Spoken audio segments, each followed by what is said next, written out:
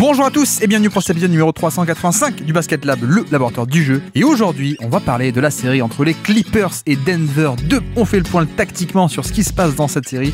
Et puis comme d'habitude, pour soutenir le podcast, iTunes, Spotify, YouTube, petit like ou petites étoiles. Bienvenue dans le Basket Lab.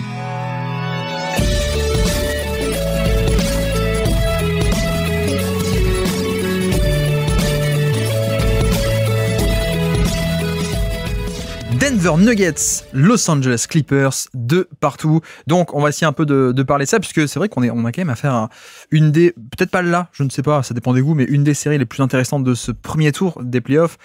En tout cas, peut-être la plus intéressante en termes de spectacle. C'est vrai que tactiquement, c'est aussi relativement remarquable ce qui se passe ici sur le terrain, même si c'est peut-être pas encore totalement la guerre des ajustements, des changements de style totaux, etc. Il y a peut-être d'autres séries qui le font encore plus, mais c'est vrai que la bataille tourne autour de certains points clés. Donc je voulais essayer de revenir dessus un peu et essayer d'expliquer ce qui se passe dans cette série entre deux équipes qui, je pense, on peut le dire aujourd'hui, ne feraient pas tâche aucune des deux en finale de conf, mais c'est comme ça que ça marche, c'est la jungle de l'Ouest. Il y a des équipes de très haut niveau qui se rencontrent au premier tour. Je pense que c'est pas la seule série où ça se passe. Bref, donc de partout. Et c'est vrai que en tant que spectateur neutre, on va dire, ou en termes de spectacle, on est quand même bien servi en un sens, puisque je pense qu'on est, je vais pas dire à 2 buzzer beaters, mais peut-être à 2 tirs près ou pas loin d'être à quasiment 4-0 Clippers pour le coup. Donc il y a ce fameux match 1 qui est gagné par Denver. Je peux vous rappeler un peu la série, la chronologie de la série, peut-être si vous avez peut-être pas tout en tête avec tous les matchs qu'on regarde chaque jour, mais donc match 1, c'est le fameux match où il y a comeback de Denver avec prolongation, et notamment donc un tir un peu clutch de Westbrook pour envoyer en prolongation. Ok, donc ça c'est le match numéro 1. Match numéro 2, c'est le fameux Kawhi Leonard game, vous l'avez vu sans doute également, avec performance jordanesque, comme il sait bien le faire, de notre ami Kawhi qui a mis tous les tirs possibles. Victoire des Clippers, un partout. Match 3, victoire des Clippers à nouveau, où c'est le match où ils sont dans la première mi-temps à plus 20, plus 22, je ne sais combien, et il n'y a pas de comeback. Donc voilà.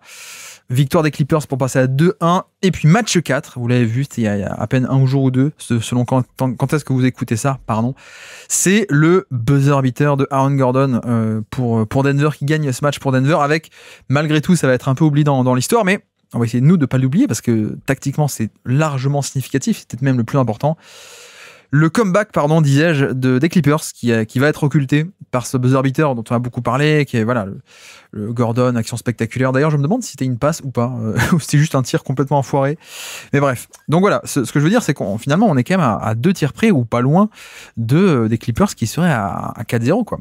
Et il y a un aspect pour moi où les Clippers semblent avoir plus d'armes en un sens et jouer un peu mieux, mais voilà, dans les faits, ils ont quand même perdu le match, quoi. Ils ont perdu le match 4 sur un buzzer beater. Et le match 1, ils sont pas très bien dépatouillés sur la fin de match. Donc voilà, un peu pour la physionomie de la série. Et ce qu'on peut dire aussi, c'est qu'on a tout de même une série qui est relativement défensive jusqu'ici. Pas non plus, on n'est pas sur du Golden State Houston, pas non plus. Mais ça va pas voler haut en termes d'offensive rating ou de performance offensive. Évidemment, on a quand même de bonnes défenses. C'est peut-être ça aussi un des enseignements, c'est que Denver est de nouveau une bonne défense pour le coup. Mais si vous voulez, un peu sur les 8 performances qu'on a eues, donc 4 matchs x 2, donc 2 performances offensives de chaque côté à chaque fois, on n'a qu'une fois où on a, donc c'est les Clippers, le match 3 où ils décollent, ils font plus 20 points et puis ils seront jamais rattrapés. Il n'y a que un match sur 8 où on a un vrai bon offensive rating, une vraie bonne production, un très bon match offensif, on va dire. Donc c'est vrai que le reste du temps, on est quand même sur une bataille relativement défensive, encore une fois, peut-être pas défensif total, mais relativement défensive.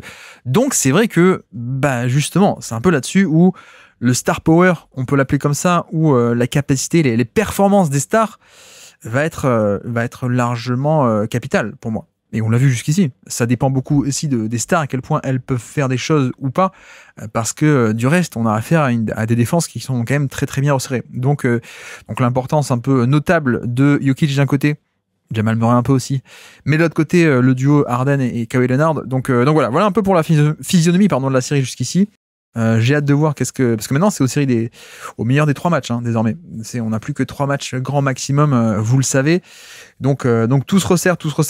S'il fallait faire un pronostic, je dirais encore les Clippers, peut-être même en étant un peu plus confiant aujourd'hui que j'ai pu le faire en preview où j'avais déjà les Clippers, mais là c'est vrai que je suis assez conforté finalement par les 4 matchs malgré 2 défaites, mais je suis quand même conforté par les 4 matchs pour dire Clippers, mais bref, on s'en fiche de mon avis, de mon pronostic. Parlons tactique. Que s'est-il passé? Alors racontons un peu ce qui s'est passé dans cette série. Premièrement, peut-être attaquons attaque Denver contre attaque Clippers, peut-être démarrons par là. Bon, évidemment, pour tout adversaire devant défendre et affronter Denver, ça passe par Nikola Jokic, évidemment. Et c'est vrai que pour l'instant, on a le match-up direct qui est Zubac, qui est mis sur Jokic, évidemment. Et c'est vrai que de manière assez notable, je trouve, on n'a pas tant que ça de post-up, en fait, de Jokic. On l'avait un peu dit en preview, qu'on n'aurait pas tant que ça, parce que, voilà, là, on a la confirmation après 4 matchs. On a cet aspect où Zubac est très grand, très costaud, avec en plus des bras très longs. Et en fait, c'est aussi un excellent défenseur de post-up, Zubac. Donc, de 2 choses l'une, soit on a un aspect où il va en post-up et il y a une prise à 2, soit même, parfois, on le laisse en 1 contre 1. Même la majorité du temps, on tente de laisser Zubac en 1 contre 1 sur les post-up. Et Jokic reste Jokic, évidemment. Donc, il ne met pas il arrive quand même à mettre certains tirs en 1 contre 1 sur ses post-up et avec son hookshot, etc., etc. Mais globalement, ça passe pas trop par là parce que ce sont des tirs relativement difficiles, plus l'aspect où les Clippers tentent vraiment plus que tout de rester en 1 contre 1, ce qui fait qu'il n'y a pas tant de création de décalage pour Denver. Donc il n'y a pas trop cet attrait de dire mettons la balle au poste bas à Jokic, et comme ça, il y aura une prise à 2, prise à 3, décalage, passing, etc. Ça, il n'y a pas trop. Donc pour l'instant, j'ai un peu l'impression que les Nuggets sont relativement dissuadés d'attaquer comme ça, parce qu'il y a quand même un super stopper de post-up, et le plan de jeu est même tout l'inverse. C'est même tout l'inverse. Là encore, on l'avait expliqué en preview, mais on a la confirmation là encore de ce qui s'est passé, c'est-à-dire que on a un Jokic qui est mis en mouvement. C'est typiquement la force de Jokic aussi, toute sa polyvalence. Je crois qu'en preview, on avait détaillé ce qui s'était passé, notamment en saison régulière, quand il affrontait les Warriors. Selon qui était en face, Draymond Green ou Kevin Looney, on changeait totalement le plan de jeu. Soit post-up face à Draymond Green, soit Kevin Looney qui est plus costaud, on le faisait bouger dans le périmètre, etc., etc. Voilà, c'est la force fondamentale de Jokic, c'est sa capacité à tout faire. Vraiment, de la théorie du joueur, c'est de résoudre tous les problèmes possibles et en fait de posséder dans son arsenal toutes les options possibles. C'est pour ça que c'est le meilleur joueur du monde depuis 5 ans pour le coup, et que je pense qu'il va nous faire 10 MVP d'affilée vu au train où c'est parti. Mais on a cet aspect vraiment de j'ai un stopper de post-up qui est relativement rare, je pense, dans la NBA d'aujourd'hui. Je sais pas qui est-ce qu'on pourrait évoquer, peut-être un match-up direct avec Embiid, peut-être, ça se passerait pas comme ça. Voilà, il n'y a pas tant de noms qui me viennent comme ça, peut-être Milwaukee avec les Bucks. Il n'y a pas tant que ça de vrais bons défenseurs de post-up assez costauds et qu'on pourrait tenter de laisser en 1 contre 1 contre Jokic, mais Zubac en fait partie, et donc qu'est-ce qu'on fait? On fait tout un plan de jeu où on fait bouger Jokic. Et pourquoi? Parce que Jokic peut bouger, alors que, en l'occurrence, Zubac aussi, il peut un peu bouger, mais le but c'est de le mettre un peu plus en difficulté dans le périmètre et en le faisant bouger plutôt que juste, voilà, tu restes sur tes appuis, tu ancres au sol et tu défends le post-up pour caricaturer. Donc en fait, on a clairement cet aspect dès le match 1 qui a été mis en place, d'autant plus sur le match 2, je trouve, on va y revenir. Peut-être la seule fois où ça n'a pas trop été mis en place, c'est le match 4, paradoxalement. J'ai pas trouvé qu'ils ont assez insisté là-dessus, mais le plan de jeu, c'est pas post-up, c'est piqué dans l'inversé. D'abord et surtout les piquets dans l'inversé, donc c'est Jokic qui a la balle en tant que porteur de balle, et donc c'est un petit qui pose l'écran, donc l'inverse du piquet dans d'habitude. Les piquets dans inversé, notamment le match 2, ça a été un festival de piquet dans l'inversé, c'est le match de piquet dans l'inversé. Il faut que j'arrête de dire piquer dans l'inversé. Voilà, donc ce genre de pick and roll où c'est lui qui a la balle dans le périmètre, qui initie l'action et qui avec sa taille peut aller chercher des cutters ou voilà. Quand le petit pose l'écran, mécaniquement le défenseur de petit est un petit. Donc, ce que font les Clippers, c'est que ça ne switche pas. Tu ne switches pas automatiquement, sinon, je sais pas moi, si c'est James Harden ou si c'est je sais pas, Bogdanovic ou n'importe qui défend un Christian Brown, tu switches pas, parce que si tu switches, tu te retrouves avec Bogdanovic sur Jokic, c'est un mismatch, Jokic va l'attaquer et c'est fini. Donc, ce qui se passe, c'est que sur cette pick and roll, l'avantage qu'a Denver, c'est que les Clippers ne veulent pas switcher les petits sur Jokic. Toute la force de Jokic. Donc, pas de switch veut dire une couverture soit en edge, soit en hard edge, ou bref, on essaie un peu de gêner le porteur de balle avant de revenir sur le poseur d'écran, mais le temps que tu fasses ça, le poseur d'écran file soit au panier, au pick and roll, soit au pick and pop à 3 points, etc., etc. Donc ça, c'est une manière aussi de faire bouger et de mettre dans le périmètre Zubac, parce que, autre aspect aussi ce que ça permet, c'est que si Zubac est dans le périmètre à défendre le porteur de balle, entre guillemets, porteur de balle, Jokic, il n'est pas proche du panier. Donc forcément et mécaniquement, tu affaiblis la protection de panier secondaire, on va dire, des Clippers, hein, pour le coup. Et c'est aussi pour ça que Denver est une aussi bonne attaque de tout court, hein, mais surtout au panier. Ils sont élites au panier, on va y revenir. Mais c'est parce que on a cet aspect où Jokic est défendu, il doit être défendu par un gros, parce que voilà, post-up, etc. Vous avez compris, isolation. Mais sauf que si tu mets un gros sur lui, ça veut dire que ton gros, il est loin du panier. Donc, il y a beaucoup plus de place pour faire des cuts. Il y a moins de qualité en second rideau en protection de panier parce que Zubac est fort là-dedans. Voilà, c'est aussi une des forces de Denver. Donc, ces pick and roll inversés servent à ça, pardon. Et puis aussi, très simplement, au-delà de ça, il y a des sets un peu en ce qu'on appelle en delay, D-E-L-A-Y. En fait, c'est juste du 5 out. On peut l'appeler aussi comme ça. C'est peut-être un peu plus parlant, le 5 out. Donc, Jokic, plein centre du terrain à 3 points, 2 shooters côté droit, 2 shooters côté gauche, et soit on fait des cuts, soit on enchaîne sur des dribble and off, des jeux de main à main, voilà, ce genre de configuration. En fait, il est plein centre à 3 points, et là encore, la raquette est totalement libérée. Et à partir de là, on imagine et on réalise pour de vrai pas mal d'actions pour Jokic, des jeux de main à main, du passing où il va trouver des cuts, etc. Et puis même, donc, autre aspect, on a tout simplement l'aspect de drive, en fait, où je pense que Jokic est un peu sous-estimé là-dessus, parce que il est devenu de plus en plus mobile avec les années, on s'en est peut-être pas forcément rendu compte de à quel point. On a aussi affaire à Jokic qui est totalement apte et mais qui est même excellent cette saison pour driver balle en main. Vraiment, le côté drive balle en main, pénétration balle en main, comme un extérieur, entre guillemets. Et donc là encore, c'est une manière de mettre à mal un peu Zubac, qui est peut-être pas la pierre angulaire, mais un élément très fort de cette défense d'élite. Il n'y a pas que lui, il y a aussi et surtout une escouade de périmètre qui est géniale autour de lui. Mais c'est vrai que c'est quand même un élément important de cette défense. Et si tu le fais défendre, pas de la bonne manière, pas de la manière dont lui il veut, c'est quand même plus facile. Donc là, ce qui est fait, c'est de dire, on va te faire bouger, on va te faire défendre comme si tu défendais un petit, en fait. Hein. Tu dois coulisser dans le périmètre.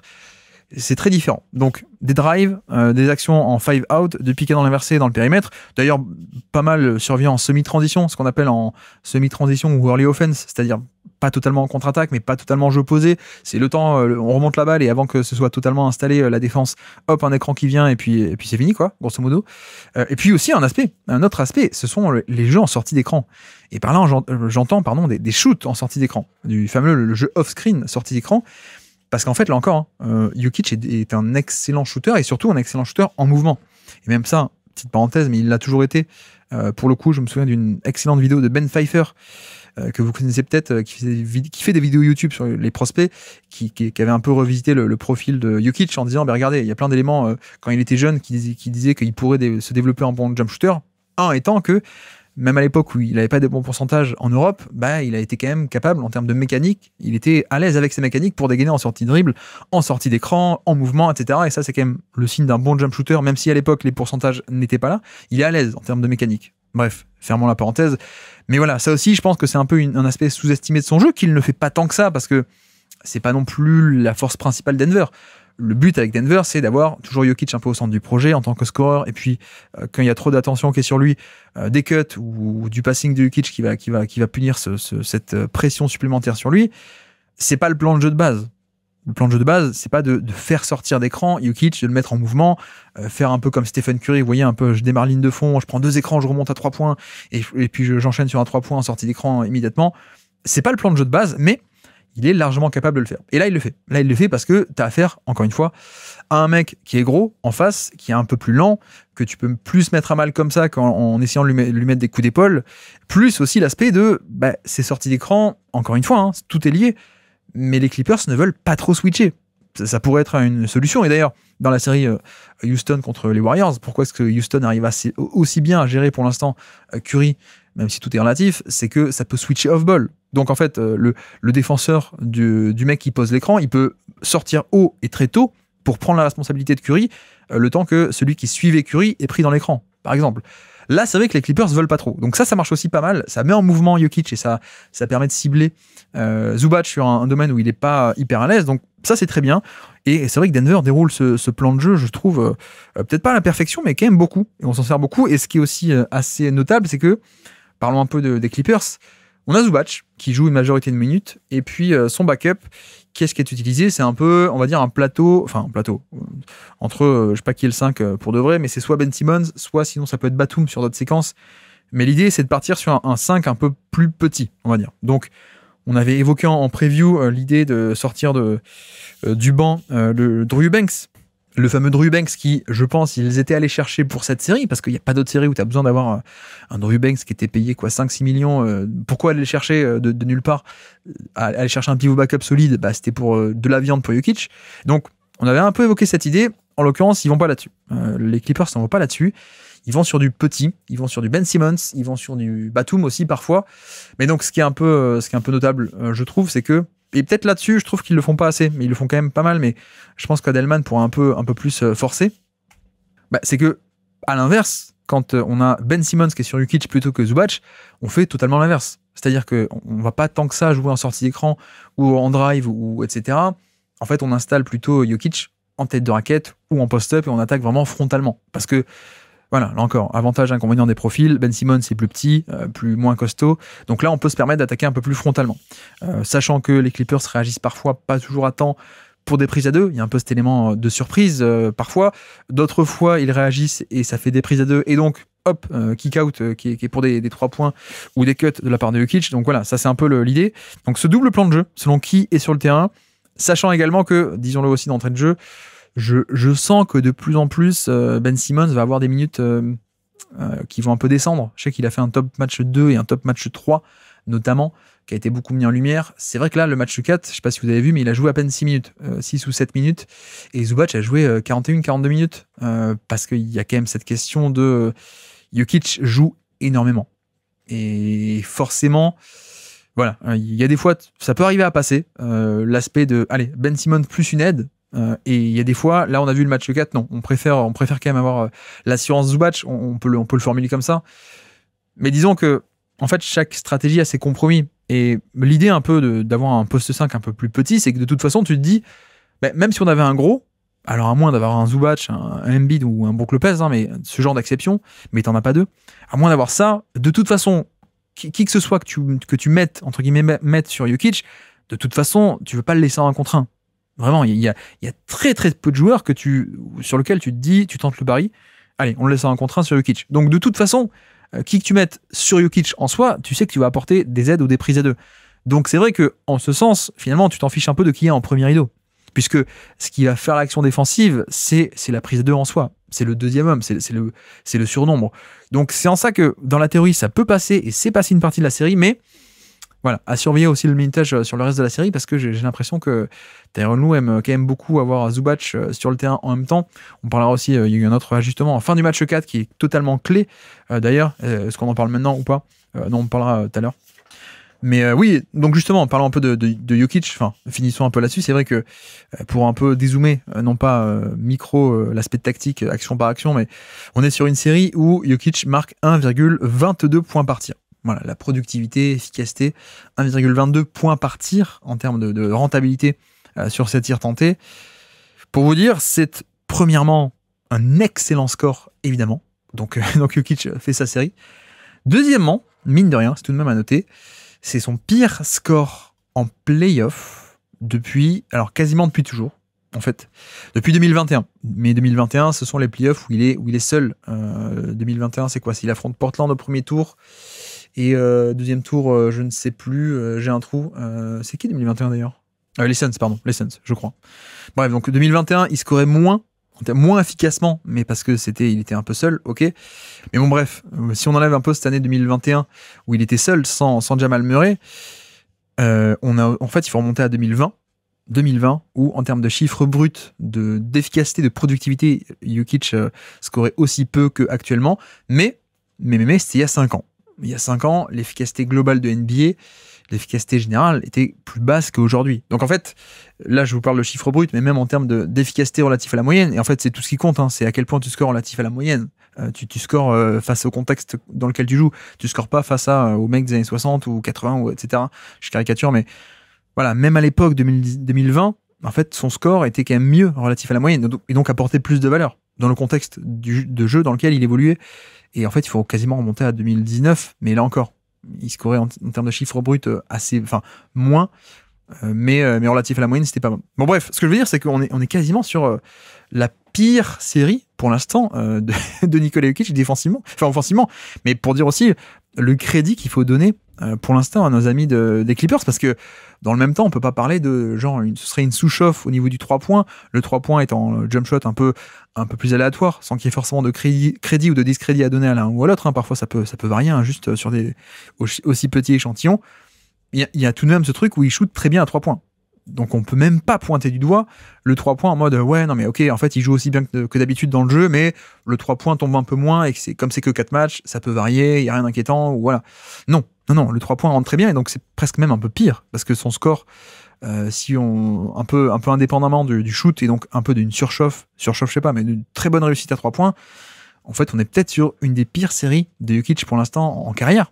Quasiment, hein, jusque si on remonte à son tout début de carrière, quoi, ses premières apparitions en playoff. Donc, pour dire aussi à quel point, en fait, les Clippers se défendent bien. On parle de ce plan de jeu, hein, le plan de jeu de le mettre en mouvement, ça marche bien. On a encore affaire à un Jokic très efficace, mais on n'est pas sur l'efficacité d'habitude. On n'est pas sur un Jokic un peu implacable, un peu ultra dominant d'habitude. Donc ça, c'est aussi à noter par rapport à ça. D'ailleurs, autre aspect un peu plus ciblé, si vous voulez, au niveau du panier, notamment en termes de tirs pris au panier, la fréquence de tir au panier, plus la capacité à tirer des lancers francs, on est quand même moins bien que d'habitude, et moins bien que ses moyennes de saison. Bon, ça, vous allez me dire, c'est normal, hein, puisque il affronte une bonne défense, alors qu'en saison régulière, il peut affronter tout type d'équipe et de niveau d'équipe. Mais voilà, il va pas tant que ça au panier non plus, Jokic, cette série. Il prend pas non plus tant de lancers francs. C'est pas des domaines où d'habitude il est élite, mais ça participe un peu. Il en prend un peu moins parce que les Clippers arrivent plutôt bien à verrouiller tout ça. Alors, les Clippers le payent aussi parfois sur le passing, hein, parce que quand tu empêches Jokic de prendre un tir au panier parce que t'as 3 mecs sur lui, ok, tu te fais punir sur un 3 points, en catch and shoot à 3 points que Jokic a trouvé. D'accord. Mais, dans les faits, voilà. Pour l'instant, le maintenir Jokic le plus possible, comme dit, hein, ses chiffres d'efficacité, c'est peut-être ses plus bas en carrière, mais ça reste très bon. Mais pour l'instant, on arrive, je trouve, suffisamment bien à le freiner, en fait, côté Clippers. Donc ça, c'est quand même une bonne satisfaction. Et puis enchaînons peut-être avec le pick and roll avec Jamal Murray, qui est aussi une des sources principales de l'attaque de Denver, évidemment. Vous le savez. J'avais fait une petite vidéo déjà, et je crois que j'en ai parlé un peu en live sur nos quotidiennes le soir sur Twitch, mais il y a un aspect primordial qu'on a vu dès le match 1, c'est la question du pick and pop de Jokic. Et bon, j'ai déjà répété beaucoup depuis 2-3 ans, mais Jamal Murray est un bon joueur. Jamal Murray, c'est pas lui qui dicte la couverture défensive, c'est pas sa menace à lui, c'est pas son niveau de jeu à lui. En fait, ce qui dicte ce que fait la défense, c'est littéralement le niveau de Jokic, la menace Jokic, son scoring, son passing, etc., etc. C'est un peu ça qui va dicter comment la défense va réagir et va défendre. En l'occurrence, on a vu dès le match 1 que la menace de pick and pop de Jokic pèse énormément. Et en ce sens que Jokic, quand il pose l'écran et qu'il roule à 3 points, et non pas à l'intérieur, hein, parce qu'on a vu que quand ça roule à l'intérieur, à mi-distance, ou roule au panier en même temps que Murray drive, il y a quand même beaucoup moins d'espace. Les Clippers arrivent à boucher l'espace totalement et empêcher quoi que ce soit. Donc ça, ok. Mais quand Jokic pick and pop à 3 points, il se passe un truc, c'est que les Clippers ne veulent pas laisser ce pick and pop. Donc c'est-à-dire que de base, on a plutôt une couverture en drop, ou donc on va dire soit drop, c'est-à-dire Zubac qui va attendre très très bas par rapport au niveau de l'écran. En sortie de l'écran, il attend très bas, soit il fait un soft edge, donc je monte à peu près au niveau de l'écran, mais je laisse venir quand même. Donc voilà, soft edge, c'est je suis quand même un peu plus haut, je suis au niveau de l'écran, mais peut-être un chouïa plus bas, mais pas comme le drop où on peut être parfois à 1, 2, 3 mètres de l'écran. Mais bref, l'idée de ces couvertures, en général, c'est de créer des 2 contre 1 sur le ballon. Voilà, tu laisses venir au panier ou tu laisses venir à mi-distance, tu le récupères, Zubac attend bas, il récupère Jamal Murray, et le défenseur de Jamal Murray traverse l'écran et revient sur Jamal Murray. Voilà, ça c'est un peu la base. Sauf que, comme dit, le problème de faire ces 2 contre 1 sur Murray, c'est que ça laisse Jokic ouvert au pick and pop à 3 points. Or, ça on n'a pas envie, parce qu'on craint ce tir-là, on sait qu'il est capable de les mettre. Je crois qu'il fait en plus une excellente saison cette année à 3 points. Donc voilà, ça t'as pas envie. Donc, ce que font les Clippers, ils ont commencé comme ça, ils ont fait ce qu'on appelle un late switch. C'est-à-dire que c'est pas un switch au moment et au niveau de l'écran, c'est pas ça, c'est on laisse venir, on fait comme si on était en drop ou en soft edge, voilà, on laisse venir, et au bout d'un moment, en fait, Chris Dunn, il arrête de traverser l'écran, ou en tout cas il arrête d'aller vers Jamal Murray, et hop, je m'arrête, je stoppe la course si Jokic reste à 3 points pour le pick and pop, et je vais sur Jokic, et donc ça devient de facto un switch, mais un late switch, un switch un peu, non pas en retard, mais un switch plus tard, voilà. Donc c'est pas pareil que switcher vraiment au niveau de l'écran et au moment de l'écran. Non, c'est un peu on le laisse venir, on voit ce que fait Jokic. Si Jokic va rouler au panier à l'intérieur, là où il y a plein de monde, bah on change rien, on reste un peu, on fait comme d'habitude, un drop ou edge, et donc Dunn revient sur Jamal Murray. Mais si Jokic essaie d'étirer la défense dans sa verticalité et reste à 3 points pour le pick and pop, late switch. Sauf que, vous avez deviné, ce late switch, bah, c'est un switch, et donc ça crée un mismatch, puisque même Chris Dunn, le fabuleux Chris Dunn, tout Chris Dunn qu'il est cette année défensivement, ça reste un mismatch. Et donc qu'est-ce qu'on fait? Juste après le pick and pop, on donne, une fois qu'on a le switch, on donne la balle à Jokic qui va attaquer cette isolation ou ce mismatch, on va dire, 1 contre 1. Et d'ailleurs, pas que 1 contre 1, parce que dès qu'il a la balle face à Chris Dunn, ou face à d'autres qui font le light switch, parfois il y a des aides qui viennent, évidemment. Parce que voilà, 1 contre 1, mismatch, trop en faveur de Denver. Donc on déclenche des prises à 2, prises à 3. Et donc soit Jokic, le 1 contre 1, il score par-dessus, soit sinon, s'il y a une aide qui vient, il fait un kick-out et il va trouver des mecs ouverts. Donc voilà, et tout ça, c'est créé, ce mismatch. Et donc cette création de décalage, elle est générée par la menace de pick and pop pour Jokic. Parce que il y a 2-3 fois, ils l'ont pas fait, ce light switch. Bon, bah, le pick and pop était ouvert et Jokic, il l'a mis, en fait. Match 1, je veux dire. Donc, les Clippers ont commencé comme ça et au bout d'un moment, ils ont forcément été un peu obligés de s'ajuster. Et donc, plutôt que de faire un late switch qui concédait un switch et donc un mismatch, on s'est dit, restons à 2 sur Jamal Murray, en sortie de l'écran, restons à 2. Et le pick and pop va être protégé par un 3e homme. Voilà, donc ça, c'est un peu le concept du 3e homme, un 3e mec qui va venir couvrir le pick and pop. Pas rester en 2 contre 2, en fait en 3 contre 2. Bon, l'avantage, côté pour, c'est que Denver jouait avec Westbrook, et jouait beaucoup avec Westbrook, qui est un non-shooter. Donc le match 1, ce qu'on a vu, c'est que en fait, on a mis Chris Dunn non plus sur Jamal Murray, on l'a mis sur Westbrook, et on lui a dit, voilà, toi tu as un énorme volume off-ball, donc tu abandonnes totalement Westbrook, et même si ça se passe de l'autre côté du terrain, même si toi t'es côté droit, et que le pick and pop est côté gauche, t'y vas. Tu dézones totalement, tu abandonnes Westbrook, et tu fais la rotation sur le pick and pop. Et ça a marché, Il y a pas mal de fois où, en effet, ça s'est retrouvé où 3 contre 2 sur ce pick and roll, Jokic fait la passe à Westbrook, Westbrook est ouvert, il prend le 3 points, mais ça rentre pas. Le seul problème, c'est qu'il en a mis un ou deux. Il en a mis un ou deux qui ont envoyé le match en prolongation. Mais voilà, au final, ça n'a pas été clair sur le reste de la série. On a un peu alterné entre les deux, je trouve, parce que au final, ça reste assez risqué de faire venir ce 3e homme. On l'a vu sur la fin du match 1, ça reste risqué parce que avec le passing de Jokic, quand il voit qu'il y a un surnombre ailleurs, il peut le trouver, et il peut le trouver directement. Il n'y a même pas besoin de passer par une passe pour trouver le décalage. Non. Lui, avec sa taille et son passing, peut passer par-dessus tout le monde et même trouver le corner opposé. Donc il y a ça qui est un peu dangereux. Et même si Westbrook, t'es d'accord pour le laisser ouvert, trop d'espace, c'est quand même trop d'espace. Il peut couper au panier, il peut ensuite lui-même attaquer en sortie de dribble plutôt que prendre le 3 points et aller chercher, provoquer des aides et puis ressortir, etc. Donc au final, on est quand même resté pas mal de fois sur ce côté 3e homme sur le reste de la série, mais de manière un peu plus contrôlée. Et il y a des fois, on s'est remis à faire du late switch, etc.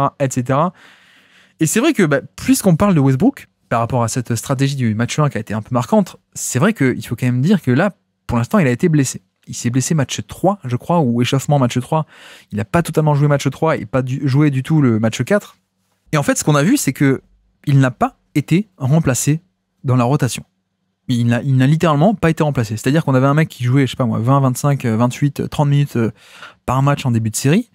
Et en fait, il n'a juste pas été remplacé. On a vu Peyton Watson qui jouait déjà de base mais qui n'a pas joué plus. On a vu Jalen Pickett qui jouait de base mais il n'a pas joué plus, match 4 je veux dire. On a vu Vlatko Cancar, je me suis dit ah tiens, il utilise Vlatko Cancar, ailier slovène qui a eu des problèmes de blessure au genou, etc. Il est plus aussi bon qu'il y a 1 ou 2 ans. Mais voilà, il sort du banc alors que d'habitude il joue pas, mais parce que blessure de Westbrook.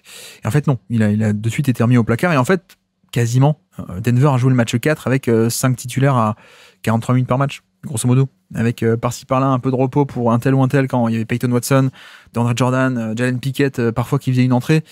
Mais en fait, quand Westbrook s'est blessé, on a perdu numériquement quelqu'un et on a juste augmenté le temps de jeu de tout le monde, quoi. Donc en fait, 2 choses par rapport à ça. Premièrement, à quel point ça va pas leur coûter en fin de série, parce qu'on arrive sur la fin de série, et si t'es obligé de faire jouer tes mecs 43 minutes ou 44 chacun, au bout d'un moment, ça peut être assez fatigant. Donc je pense que typiquement tu pourrais être puni en fait. Je pense, et d'ailleurs c'est peut-être pas un hasard s'il y a ce comeback, ça participe peut-être au comeback du match 4, hein. Peut-être qu'au bout d'un moment les mecs sont fatigués. Donc voilà, énorme perte numériquement si tu choisis de ne pas le remplacer par quelqu'un, de pas faire sortir par exemple du banc Julian Strawther, pour du shoot ou pour des trucs comme ça.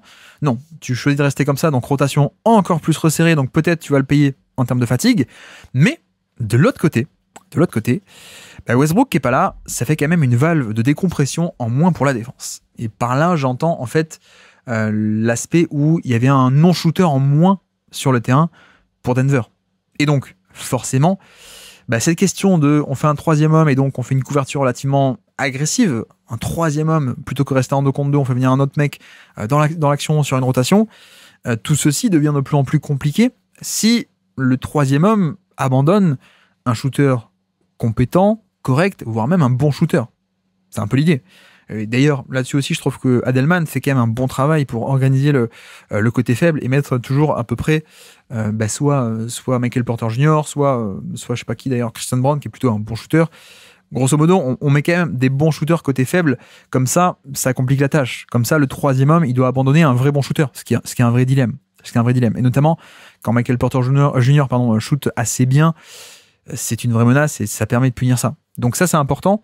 Mais que disais-je, oui, c'est vrai que l'inconvénient, c'est le manque de minutes. T'as perdu un vrai joueur qui a joué beaucoup avec Westbrook. L'avantage, c'est peut-être que t'es moins handicapé dans le spacing. Donc, ça complique un peu les plans défensifs, peut-être, et la proactivité de la défense des Clippers, mais voilà. Et puis, où est-ce que j'en étais? Oui, il faut quand même qu'on parle des 2 ou 3 gros coups défensifs de Tyronn Lue, parce que c'est quand même lui, pour l'instant, qui fait les gros paris défensifs, on va dire. Déjà, on en a détaillé un, dans le match 2. On l'a vu match 2 et match 3, il a fait le même coup. Et j'avais un peu évoqué la possibilité en preview, mais sans être trop sûr de moi. C'était vraiment un peu balancer des idées comme ça en l'air. C'est l'idée de décaler les minutes de Zubac par rapport à celles de Jokic. C'est-à-dire que, voilà, on l'a dit, en termes de gros, les Clippers n'ont que Zubac. Ok, alors ils ont Eubanks, mais ils ne veulent pas le faire jouer parce que peut-être qu'il n'est pas assez bon. Donc voilà, on n'a que Zubac. Et c'est vrai que match 1, on a démarré en mode... Bon, on va plutôt aligner les minutes, sachant que Jokic, en général, joue un peu plus, même beaucoup plus que Zubac. Mais, grosso modo, Zubac, quand il joue, il y a Jokic, le plus possible. Voilà, c'est un peu l'idée d'avoir une assurance face à Jokic. Et en plus, on l'a dit, il fait un bon travail, donc très bien. Mais c'est vrai qu'on l'a dit aussi, au final, si c'est pas Zubac, mais sauf que, on l'a dit également, au final, dans 95% des cas, t'es quand même plutôt confortable et tu as plutôt envie d'apporter des aides sur Jokic. Donc, au final, si tu apportes une aide, c'est l'aide qui est la star défensive. C'est l'aide, c'est le surnombre qui fait l'action. C'est pas tant qui est-ce que tu as sur Jokic. Donc, on avait parlé un preview de dire est-ce qu'on pourrait pas décaler les minutes comme ça, ça permettrait de mettre soit Zubac sur Jokic, ou soit sinon il sort et on a Ben Simmons plus aide prise à 2, ou Batum, Batum plus aide, ok. Donc comme ça, tu arrives à gérer Jokic quand tu n'as pas Zubac. Et de l'autre côté, l'avantage, ça serait surtout, en décalant les minutes, d'avoir Zubac sans Jokic sur le terrain. Et là, c'est un peu pareil. Parce que Denver, eux non plus, ils n'ont pas vraiment de backup pivot. Et en tout cas, ils n'ont pas un bon backup pivot, on peut le dire comme ça. Et autant, ils sont quand même assez costauds, avec des gros ailiers, des Gordon, des Michael Porter Jr., etc., voire même Zekenaji. Mais finalement, on n'a pas un vrai backup pivot. Donc en fait, tout ce que j'ai dit par rapport à Jokic, on peut le dire relativement, alors, dans une autre dimension, hein, mais par rapport à Zubac. Et on a ce truc qui a été tenté, match 2 et match 3, d'avoir un Zubac sur le terrain quand Jokic n'y est pas. Un peu le chat n'est pas là, les souris dansent. On a tenté ça, et ce qui est marrant, c'est qu'il y a eu 2 conséquences. Match 2, c'est surtout défensivement que ça a aidé, et match 3, ça a été offensivement. Donc, détaillons un peu qu'est-ce que je veux dire par là. Match 2, David Adelman, il a vu Zubac sans Jokic sur le terrain, il s'est dit aïe, je peux pas le laisser comme ça. Je peux pas laisser moi mon small ball de Aaron Gordon en pivot, je peux pas le laisser contre Zubac.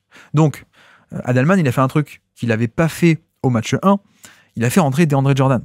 Parce que, voilà, en fait, l'ajustement a été efficace dans ce qu'il ne s'est pas passé, en fait. Parce que on n'a pas vu match 2, même quasiment pas, Zubac attaquer en post-up quand Jokic n'était pas là. Mais pourquoi ? Parce que, en fait, DeAndre Jordan était là pour ça. Et Jordan, il a plein de défauts aujourd'hui, il est plus très bon, mais bon, ça reste un peu de la viande, quoi. Donc, Adelman a fait ce coup de dire, bon, ben, je suis obligé de m'ajuster, et face à un Zubac qui est sur le terrain, si je n'ai pas Jokic, mettons Jordan. Mais sauf que, ok, t'es arrivé totalement à endiguer l'attaque et t'as pas pu avoir un mismatch offensif où Zubac attaquera en post-up, rebond offensif, etc., etc. Ok, ça tu l'as pas eu. Mais ben, le coup tactique de maître, à mon avis, pour moi, c'est que ben, justement, Tyronn Lue a forcé Adelman à mettre Jordan sur le terrain. Et autant en défense, ok, autant pour la défense Denver, très bien, mais autant pour la défense des Clippers, c'était génial, pour l'autre côté du terrain. Parce que Jordan n'est plus du tout une menace de pick and roll pour rouler au panier de manière explosive, et c'est pas non plus un mec de pick and pop, donc grosso modo, le poseur d'écran Jordan n'est plus intéressant, donc, conséquence, qu'est-ce qu'a fait Zubac? Il a pas fait le drop ou le soft edge habituel, il a fait des blitz, il a fait des hard edge, il a fait en tout cas des couvertures hyper agressives, il est monté très très haut pour étouffer Jamal Murray. Et ça, on a vu que ça n'a pas duré longtemps parce que Jokic est finalement assez vite revenu. Mais j'avais fait une mini vidéo dessus, on a quoi 7-8 possessions défensives où, en fait, sur les 8, c'est 8 stops. 8 fois la défense des Clippers a gagné ses possessions. Et Denver n'a pas scoré parce que, en fait, Jamal Murray a été étouffé par et son défenseur et, en sortie d'écran, Zubac qui montait très haut et qui l'empêchait de passer par-dessus. Donc, en fait, moi, je pense qu'on peut aussi argumenter qu'en partie, le match a été gagné à ce moment-là. Parce que un match qui se joue à 2-3 points, je crois, dans le match 2, ça se joue à ce point sur des détails. La marge qu'a été capable de créer défensivement sur ces quelques minutes Tyronn Lue a été géniale. Donc ça, c'était le match 2. Le fait de imposer à l'équipe adverse de faire jouer Jordan, qui n'est plus une menace offensive, et donc ça a des conséquences pour l'attaque de Denver, c'était bien. Et puis match 3, on a eu un peu l'inverse, c'est-à-dire que finalement Denver est arrivé plus ou moins avec des pick and roll à 2 écrans ou des trucs un peu créatifs et pas seulement frontal, pick and roll très simple. Jamal Murray est arrivé 2-3 fois à faire ces trucs. Voilà. D'ailleurs, Jordan a eu 2-3 rolls au panier. Il a eu un panier. Il a eu aussi une fois, il a pris la faute. Donc, ils s'en sont plutôt pas mal dépatouillés par rapport au match 2. Mais, c'est de l'autre côté que ça a fait mal. C'est de l'autre côté où Zubac, encore une fois, sur 6 minutes sans Jokic et face à soit Jordan, soit des line-up plus petits, en fait, il fait plaisir soit en post-up, soit son impact au niveau du rebond offensif. Donc, là encore, stratégie intéressante, c'est décaler les minutes qui a permis ça, d'avoir un peu du Zubac sans Jokic. Pourquoi je parlais de ça? C'est par rapport donc au pick and roll. On a vu que Zubac, quand le poseur d'écran n'est pas dangereux, donc n'est pas Jokic, il peut faire plus de choses et ça a étouffé Denver. Et puis, autre ajustement, cette fois on est au match 4. On est au match 4, et c'est comme ça que le comeback s'est fait. On a mis Kawhi Leonard sur notre ami Nikola Jokic. Et je crois que j'en parle un peu dans les previews, et on l'avait pas du tout vu sur le début de série. Hein. Je pensais qu'on le verrait plus, à vrai dire. En fait, non, on a eu plutôt Ben Simmons ou Batum sur Jokic, pas tant que ça Kawhi Leonard, mais là, ça y est, fin du match 4, on a eu enfin Kawhi Leonard sur Jokic. Et pourquoi c'était intéressant, c'est que, évidemment, on retombe un peu sur la même problématique de, bon, de toute façon, Jokic, s'il attaque, il faut aider, donc, au final, ton premier rideau, ça peut être n'importe qui, ce qui va faire le travail, c'est la prise de 2. Voilà. Donc, on avait un peu ça, et surtout, je trouve que ça a donné beaucoup plus de flexibilité et de mobilité sur la couverture du pick and roll, en fait. C'est surtout ça qui a été très bien fait, notamment en termes de play calling défensif. On a vu que Tyronn Lue n'hésitait pas un peu à alterner. On a eu parfois un peu une zone, on a eu la possession d'après, on est resté plutôt en drop. Kawhi Leonard qui est resté plutôt en drop sur le pick and roll Jamal Murray Jokic, ok. Et puis d'un coup, la possession d'encore après, il sort complètement. Il fait un blitz où il sort très très agressivement. Interception, panier en contre-attaque. Et voilà, action un peu décisive. Donc, on a eu Kawhi Leonard qui a été mis sur Jokic. Pourquoi? Pour ça, pour cette mobilité et plus de flexibilité au niveau de l'écran. S'il faut switcher, s'il faut blitzer, s'il faut, voilà, tu peux faire un peu plus de choses parce que le mec est plus mobile, évidemment. Et puis, ça permettait aussi de déployer en deuxième rideau Zubac. Parce que pick and roll, Jamal Murray, Jokic, en général, si Zubac est sur Jokic, il est dans le périmètre. Donc, il est loin du panier. Là, tu te dis, mettons un premier rideau un plus petit, Kawhi Leonard, mais qui va être protégé derrière par Zubac qui peut rôder autour du panier et qui, avec sa taille et ses longs bras, peut affecter l'action en deuxième rideau. Protéger le panier en deuxième rideau beaucoup plus librement et donc beaucoup plus efficacement peut-être, c'était l'idée. Ça a été plutôt bien fait, et puis ça s'est aussi accompagné du fait que en premier rideau on n'avait plus Chris Dunn, on a joué avec Bogdanovic. Mais ça, peut-être on en reparlera de l'autre côté du terrain tout à l'heure, mais ce run qui a été fait, ce comeback, pour moi, a été fait grâce à ça, grâce à l'apport offensif de Bogdanovic à la place de Chris Dunn, et aussi le fait que Kawhi Leonard était sur Jokic, plus Zubac en deuxième rideau. Et du coup, j'ai hâte de voir le reste de la série, parce que je pense que c'est une stratégie qui pourrait être répliquée, à mon avis. Pour le coup, l'aspect de Ben Simmons ou Batum, c'est parce que c'est des backups, d'accord ? Là, c'est intéressant parce que c'est justement avec les titulaires. Donc, ça change tout. Pour l'instant, c'était, les titulaires, automatiquement, on a Zubac sur Jokic. Là, non. Là, on voit que ça commence peut-être un peu à jouer avec les match-ups et que même avec la squad de titulaires, on pourrait essayer un peu de déplacer les pièces sur l'échiquier un peu différemment pour exploiter la protection de panier un peu plus de Zubac, pour exploiter peut-être la mobilité et l'aspect on-ball très puissant d'un Kawhi Leonard, voire même sa mobilité sur des pick and roll, etc. etc. Bref, donc ajustement notable à voir et à suivre d'autant plus. Et pareil, pourquoi ça passait défensivement ? Alors, encore une fois, on en parlera avec l'attaque des Clippers tout à l'heure. Bogdanovic a fait du bien avec son shoot. Bon, bien sûr, spoiler. Mais pourquoi c'est passé également ? C'est parce qu'en fait, on s'en fiche un peu de qui est sur Jamal Murray en premier rideau, en un sens. C'est, là encore, celui qui fait le pick and roll, c'est Jokic. C'est un peu lui qui va dicter un peu tout. Donc, si Jamal Murray commence un peu à pénétrer, on peut avoir Kawhi Leonard qui va rester en drop ou qui va rester sur lui, d'accord. Si Jamal Murray s'échappe complètement au panier, il y aura Zubac qui va le cueillir en deuxième rideau. C'est tout l'intérêt d'avoir Zubac off-ball. Mais donc, au final, en fait, on s'en fiche un peu de qui est en premier rideau. Au final, avoir un mec d'élite en défense en premier rideau sur Jamal Murray, c'est pas la priorité. Parce que de toute façon, traverser un écran et défendre un pick and roll, ça se fait à deux. Voilà. Ce serait pas pareil. Par exemple, je sais pas s'ils vont avancer au prochain tour, mais je dirais pas pareil si on a le match-up contre OKC. Par exemple, OKC, SGA, t'es obligé de mettre Chris Dunn sur SGA. Pourquoi ? Parce que t'es pas sûr qu'on attaque en pick and roll. Et t'as besoin d'avoir une assurance que, attends, s'il n'y a pas d'écran et que s'il attaque en isolation, il faut que j'ai un rempart, il faut que j'ai un premier rideau de qualité.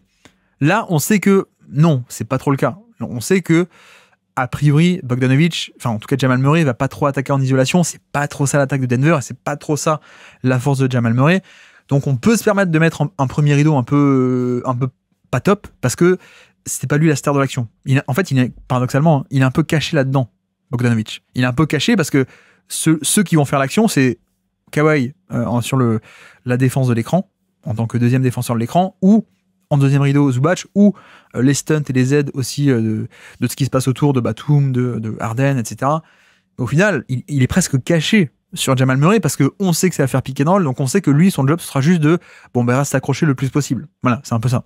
Alors que, encore une fois, si tu dois affronter un porteur de balle adverse qui peut attaquer en isolation et qui peut te punir en isolation, c'est quand même une autre histoire, tu pourrais pas te permettre de faire ça. D'ailleurs, enchaînons rapidement, vu qu'on parle de ça, précisément, ça a été un peu un aspect décevant de la série. Pour l'instant, de l'attaque, la Jamal Murray offense, quand il n'y a pas Jokic, notamment, et Jamal Murray, il a essayé beaucoup sur cette série d'aller punir des petits, les fameux pick and roll entre petits pour aller cibler précisément Bogdanovic. On n'a pas eu des résultats si incroyables que ça, si impressionnants que ça, j'allais dire, pardon. Donc ouais, c'est peut-être un peu décevant, et bon, dézoomons un peu, il y a un aspect plus stat général peut-être de la série, mais vous voyez que, vous le savez peut-être, il fait pas une grande série non plus, Jamal Murray, pour le coup, en termes d'efficacité. Lui qui a toujours été assez génial en playoff, pour le coup. On sait qu'il a toujours eu un peu des surchauffes à 3 points, surchauffe au shoot en général d'ailleurs. 2019, il était pas mal, mais c'était il y a longtemps, 2019. 2020, la bulle, surchauffe totale, évidemment, c'était pas son vrai niveau. 21, il est blessé, 22, il est blessé. 23, de nouveau fabuleux. Le Jamal Murray de prime time ou de playoff est toujours génial. Et là, on a eu 24 l'an passé, il s'est fait étouffer complètement par les Wolves, on en avait parlé. Donc, playoff assez cata l'an passé. Et cette année, on est de nouveau pas top. On est de nouveau pas top et un peu décevant sur l'aspect de quand c'est un peu lui qui doit avoir les rênes, il crée pas beaucoup collectivement en termes de création de décalage, création de jeu, création de tirs de haute qualité, mais même son propre scoring, je trouve, est un peu décevant. Donc c'est pour ça que même l'aspect de on va cibler tel ou tel maillon faible chez les Clippers, on va essayer de punir le fait que les Clippers veulent jouer avec Bogdanovic, Ça, on n'y arrive pas trop. Donc, c'est un peu dommage. C'est un peu dommage parce qu'on a tenté un peu de le faire, mais on n'y est pas arrivé. Donc, voilà un peu pour l'aspect Jamal Murray. On va peut-être pas développer non plus tant que ça. Juste pour dire aussi, un aspect plus macro de cette série, au-delà des mini-actions tactiques qu'on peut détailler, à l'aspect microscopique. Mais d'un point de vue macro, c'est vrai que Denver, pour l'instant, je crois que j'en ai parlé un peu pour Jokic, mais Denver, globalement, n'est pas aussi resplendissant que ça au niveau du panier. Jokic, particulièrement, je crois que j'en ai parlé, en termes de fréquence de tir au panier et de lancer franc, c'est moins que d'habitude, d'accord ? Mais en fait, même les Nuggets, et c'est un peu là-dessus où je trouve que les Clippers défendent bien, voire même très bien, et Jokic et même l'attaque de Denver dans sa globalité, c'est que en fait, on a affaire d'habitude avec les Nuggets, une attaque qui, je pense, on peut dire un peu atypique dans le jeu d'aujourd'hui, c'est-à-dire déjà qu'en termes de la manière d'initier l'attaque, elle est atypique parce que tu as un joueur littéralement atypique et unique même, je pense, on peut dire, avec Jokic, donc de toute façon, personne ne peut répliquer ce jeu-là. Et puis même, en fait, c'est une équipe qui ne prend pas tant que ça de 3 points. Je crois qu'on est en termes de fréquence autour des à peine 30%, donc c'est à peine un tiers de tirs à 3 points qui sont pris, là où les meilleurs vont aller flirter avec les 50%. Il y a beaucoup d'équipes qui prennent la moitié de leurs tirs qui sont à 3 points. Donc la fréquence de 3 points en soi n'est pas si grande que ça, mais pourtant, Denver reste une équipe d'élite et une attaque d'élite. Pourquoi ? Parce qu'ils sont capables de générer des tonnes de tirs au panier, le tir le plus rentable du basket, en fait. Quasiment. Ça et les lancers francs, évidemment. Mais les lancers francs, tu les obtiens quand tu vas au panier, donc en fait, tout est lié. Et pour vous dire, c'est-à-dire qu'en termes de saison régulière, ils sont premiers en fréquence de tirs obtenus dans la zone du panier. Premier de NBA, et même en termes d'efficacité, ils sont 7e. Donc, une des meilleures efficacités de NBA en termes de la zone du panier, pardon. Là, c'est vrai que sur ces playoffs, il n'y a qu'un match où ils ont eu une fréquence au panier qui a été très élevée. C'est le match 2. Le match 2, et sinon, donc 42% de tirs qui ont été obtenus au panier, ok.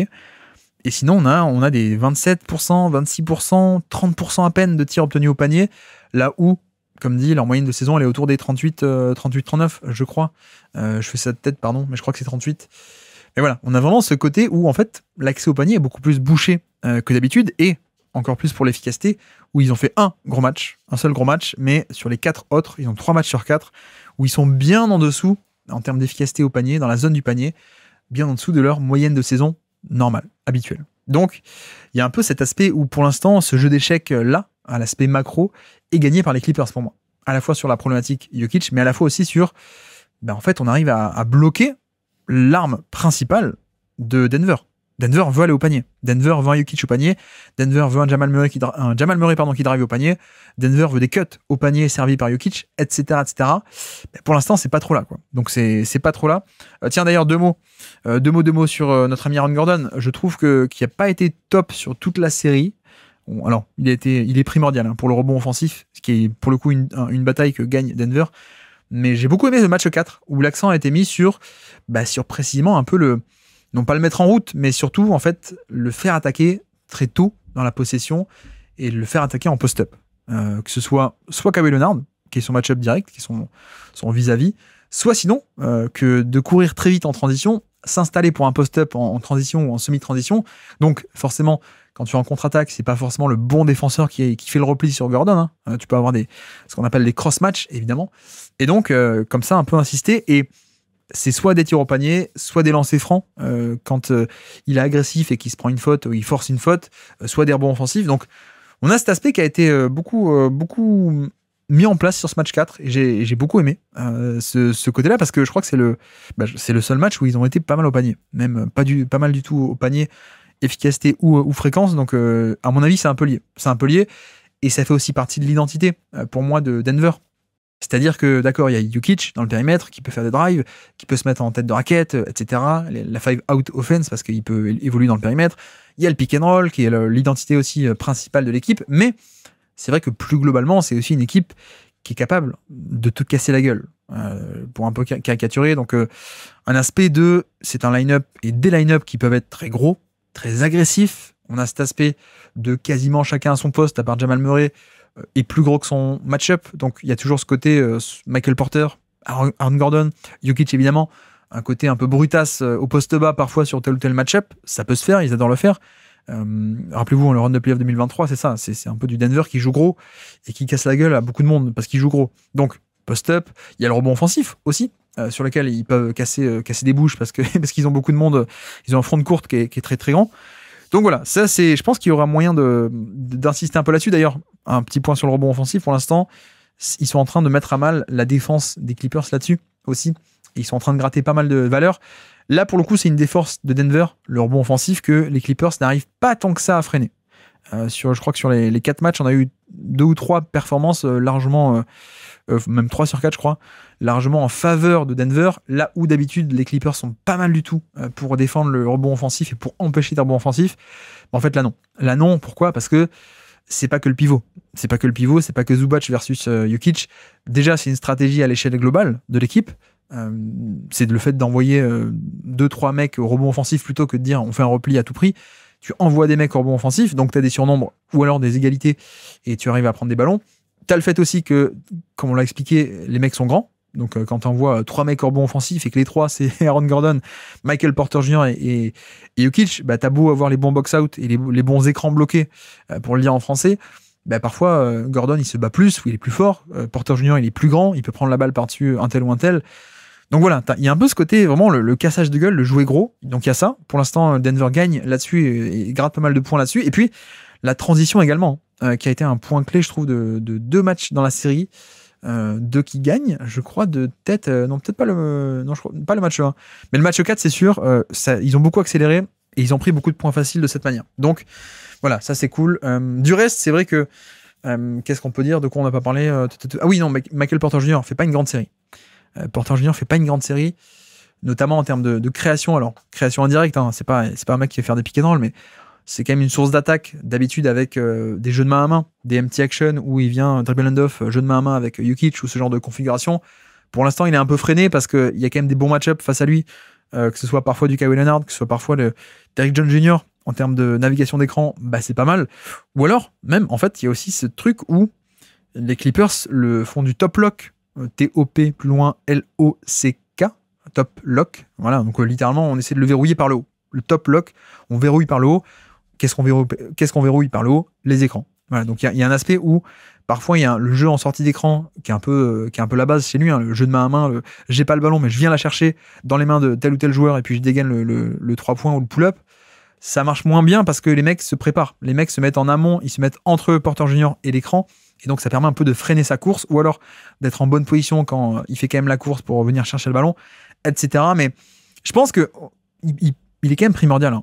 Pour moi, pour le coup. Il n'a pas fait une bonne série, mais sur le rebond offensif, il est hyper cool, je trouve. Et puis, tu auras besoin de son shoot. Et puis, c'est pas grave. S'il n'y a pas ce côté création secondaire, de toute façon, je pense que plus ça va, plus Jokic va jouer 45, 46, 47 minutes. Donc, on a bien compris que les minutes sans Jokic, la fameuse seconde unit, hein, Jamal Murray offense ou quoi que ce soit, bon, ça marche pas. Et de toute façon, on va s'en remettre à Jokic. Donc, voilà. C'est pas grave si on n'a pas le porteur créateur. Par contre, il faudrait quand même qu'il mette ses 3 points. Il faudrait qu'il mette ses 3 points parce que pour que le pick and roll fonctionne, il faut que tu puisses punir si tu es abandonné à 3 points et que ça se resserre autour de Jamal Murray et Jokic comme on l'a expliqué. Donc voilà pour l'aspect attaque de Denver et défense des Clippers qui pour l'instant, je donnerais un avantage léger en faveur des Clippers qui s'en sortent pas mal pour freiner cette attaque des Nuggets. Et puis maintenant, la question intéressante, au-delà d'avoir décrit qu'est-ce qui s'est passé durant ces 4 matchs, quelles peuvent être les solutions au final pour Denver?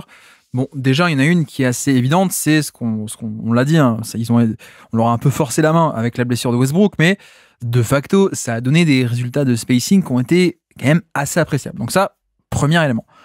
Autre élément, pourquoi pas?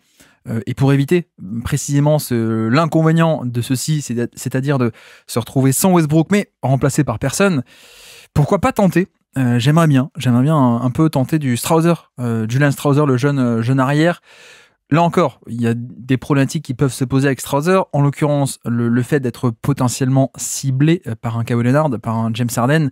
C'est vrai qu'en défense on-ball, c'est pas parfait. Et que par ailleurs, s'il commence à être sur le terrain et qu'il se fait cibler, soit tu switches mais tu offres un mismatch, soit tu veux pas switcher, tu fais un edge and recover, mais le temps de recover, il y a un décalage quelque part, etc., etc. Donc il y a des compromis, il y a des conséquences sur la défense, mais premièrement, Je pense que c'est un mec qui en défense off-ball ne fait pas tâche, déjà. Et puis deuxièmement, il y a aussi cet aspect de peut-être qu'il y aura besoin de l'attaque, beaucoup de l'attaque, et c'est un vrai bon shooter.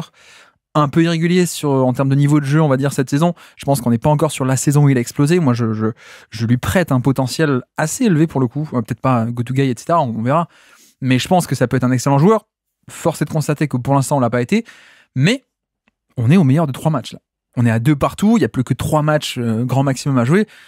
Et ce que je veux dire, c'est qu'il n'y a même pas besoin, dans ce genre de situation, de dire « Ah, il faut que... » Le manque de régularité est un problème. Non. En fait, si juste, imaginons, Strouser nous fait une bonne perf, voilà, un peu ce côté, je le répète souvent chaque année quand on est en playoff, il y a un aspect variance très important en playoff parce que c'est des tout petits échantillons, et donc il y a aussi des joueurs à variance qui peuvent être décisifs. Le côté, pour les Rockets, Aaron Brooks, qui a été sorti du banc, qui avait fait un gros match, qui avait fait gagner les Rockets, je sais plus quelle année, ou Aaron Brooks ou Kyle Lowry, je sais pas, je confonds à chaque fois. À l'époque où Kyle Lowry était très et pas du tout un titulaire NBA, on était 2009, je crois, un truc comme ça. Mais voilà, des exemples comme ça, pardon, il y en a plein. Et il y a un aspect où, bah voilà, Jaden Hardy, par exemple, l'an passé, Jaden Hardy, playoff 2024 contre OKC, il fait quoi, match le 4, le 5, un truc comme ça, où il joue plus que d'habitude. Et il y a des fois, bon, il loupe beaucoup de matchs où il joue pas. Et puis un match où il joue.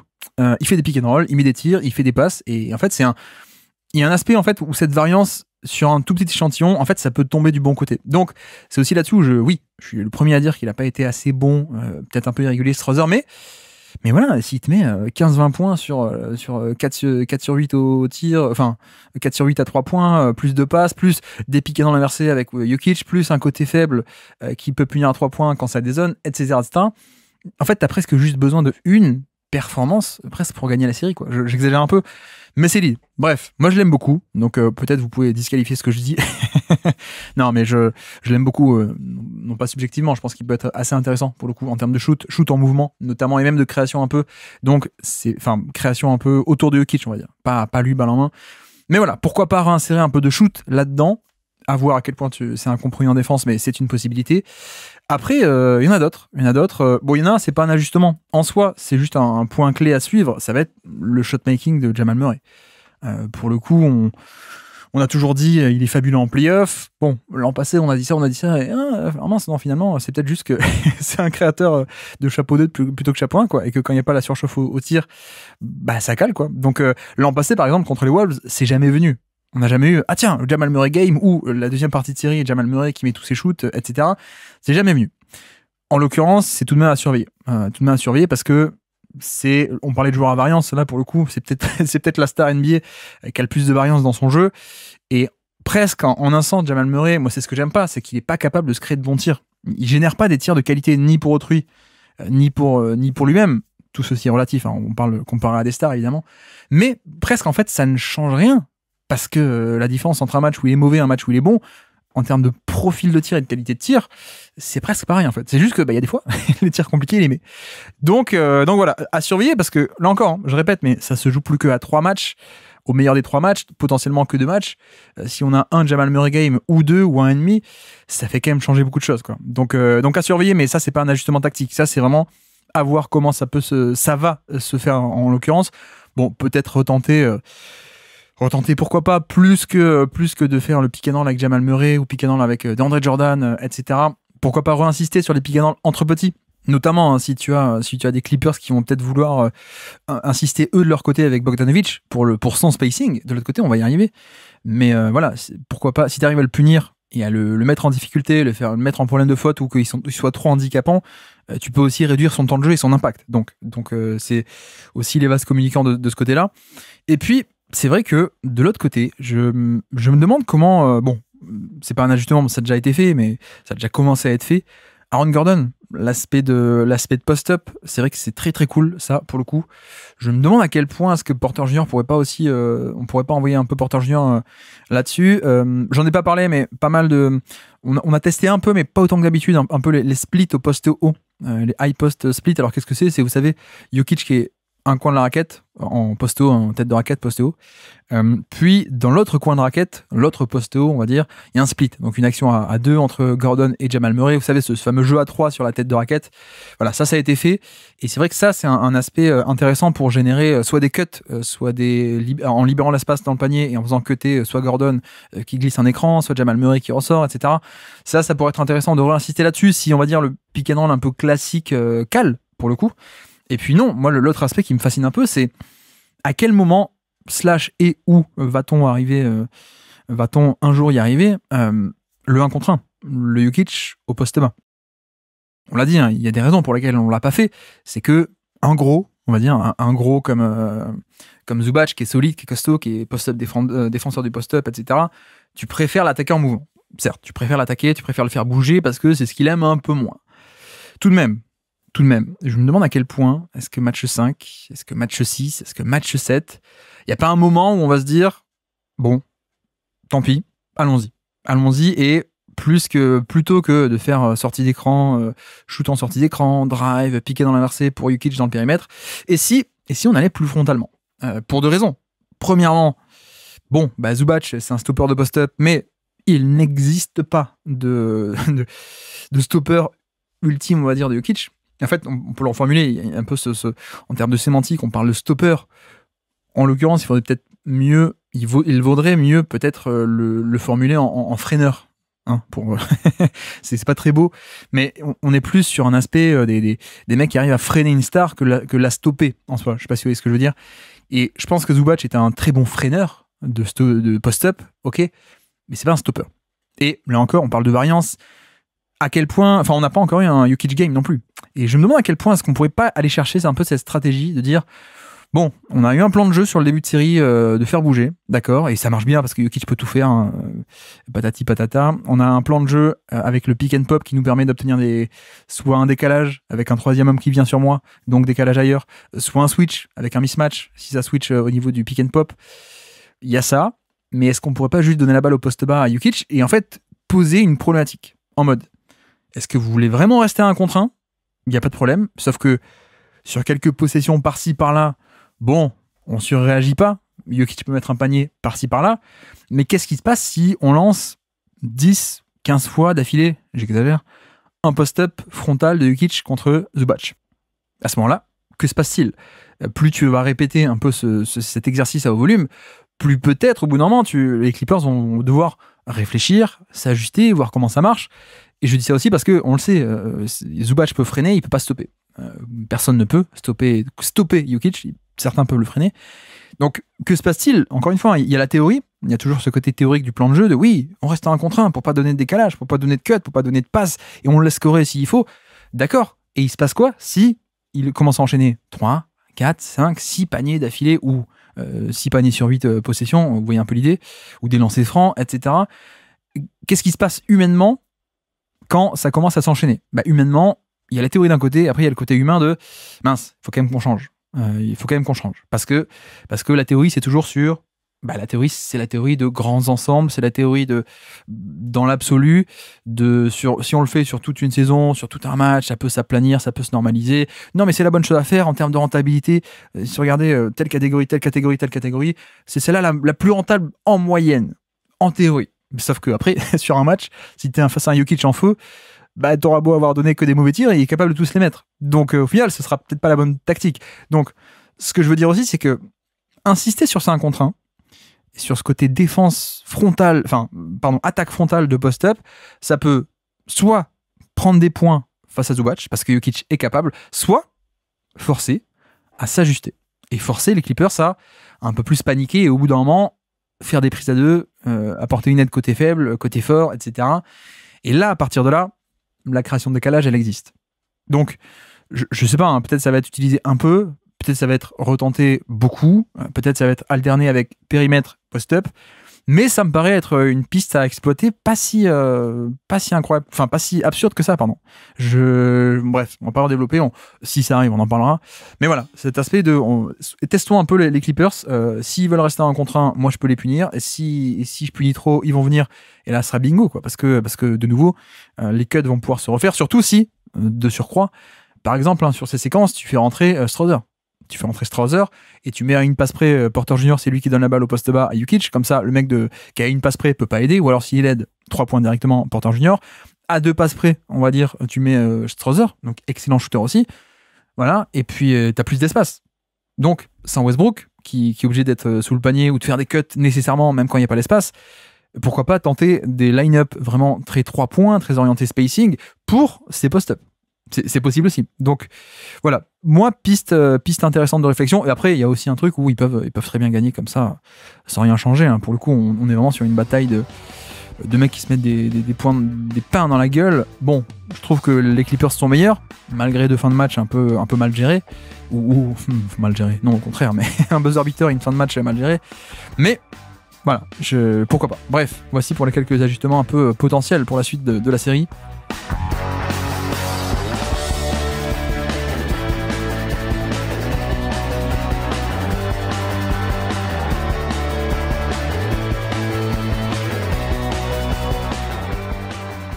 Et donc, désormais, passons à l'attaque des Clippers contre la défense de Denver. Que s'est-il passé sur ces 4 premiers matchs ?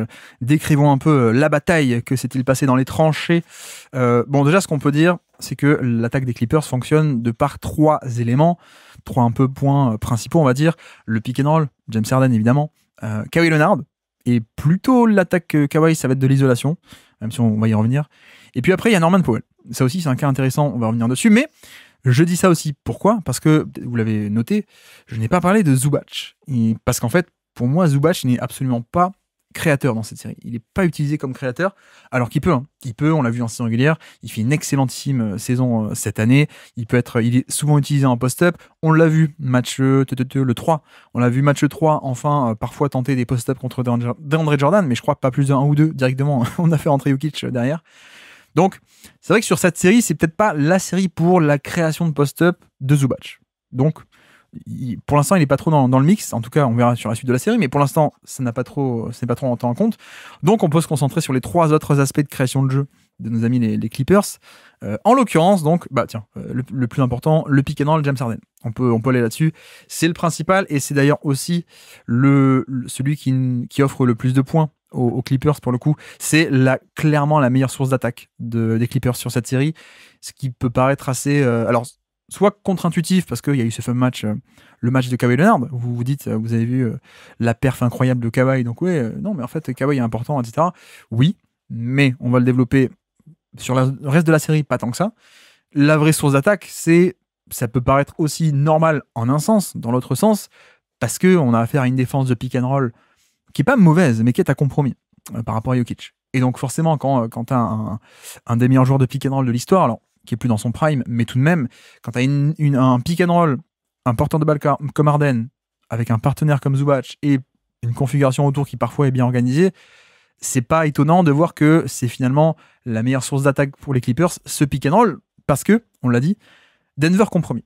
Pour la simple et bonne raison que Jokic, t'es un peu obligé t'es souvent obligé de faire du edge, c'est-à-dire que de le faire monter au niveau de l'écran, de créer un espèce de 2 contre 1 au niveau de l'écran pour, en fait, voilà, c'est ce 2 contre 1, la star de la possession, c'est ce 2 contre 1 qui va inciter le ballon à aller ailleurs, et donc, en fait, le fondement, les fondations de cette défense, c'est plutôt ce qui se passe derrière. La capacité du reste de Denver à gérer les 4 contre 3. Enfin, les 3 contre 4 pour eux. Voilà, c'est le compromis défensif avec Jokic. Il va t'apporter plein de points en attaque. En défense, il peut pas faire un drop de qualité comme Brook Lopez ou Rudy Gobert. Le switch, évidemment, pas trop non plus. Donc, il impose un peu une certaine façon de jouer. Et donc, il y a un compromis qui va avec. Ce qu'on peut dire aussi sur la série, c'est que j'en avais parlé en preview, hein, pour le coup. J'avais parlé en preview en mode, est-ce que vraiment ça va faire un edge ? Est-ce que vraiment on va faire monter Jokic au niveau de l'écran ? Pour la simple et bonne raison que une des armes que possèdent les Nuggets depuis 2-3 ans maintenant, c'est une plus grande diversité de couverture défensive. Notamment cette capacité de tester un peu certains joueurs, là où vraiment en début de cycle, 19, 20, 21, on était sur du edge quasiment tout le temps et face à n'importe qui pour protéger Jokic. Ok.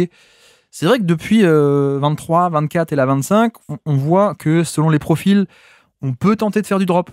Mais alors, Jokic n'est pas bon en drop, en fait. Le drop, c'est rester bas, protéger le panier et devoir affronter un mec qui te fonce dessus.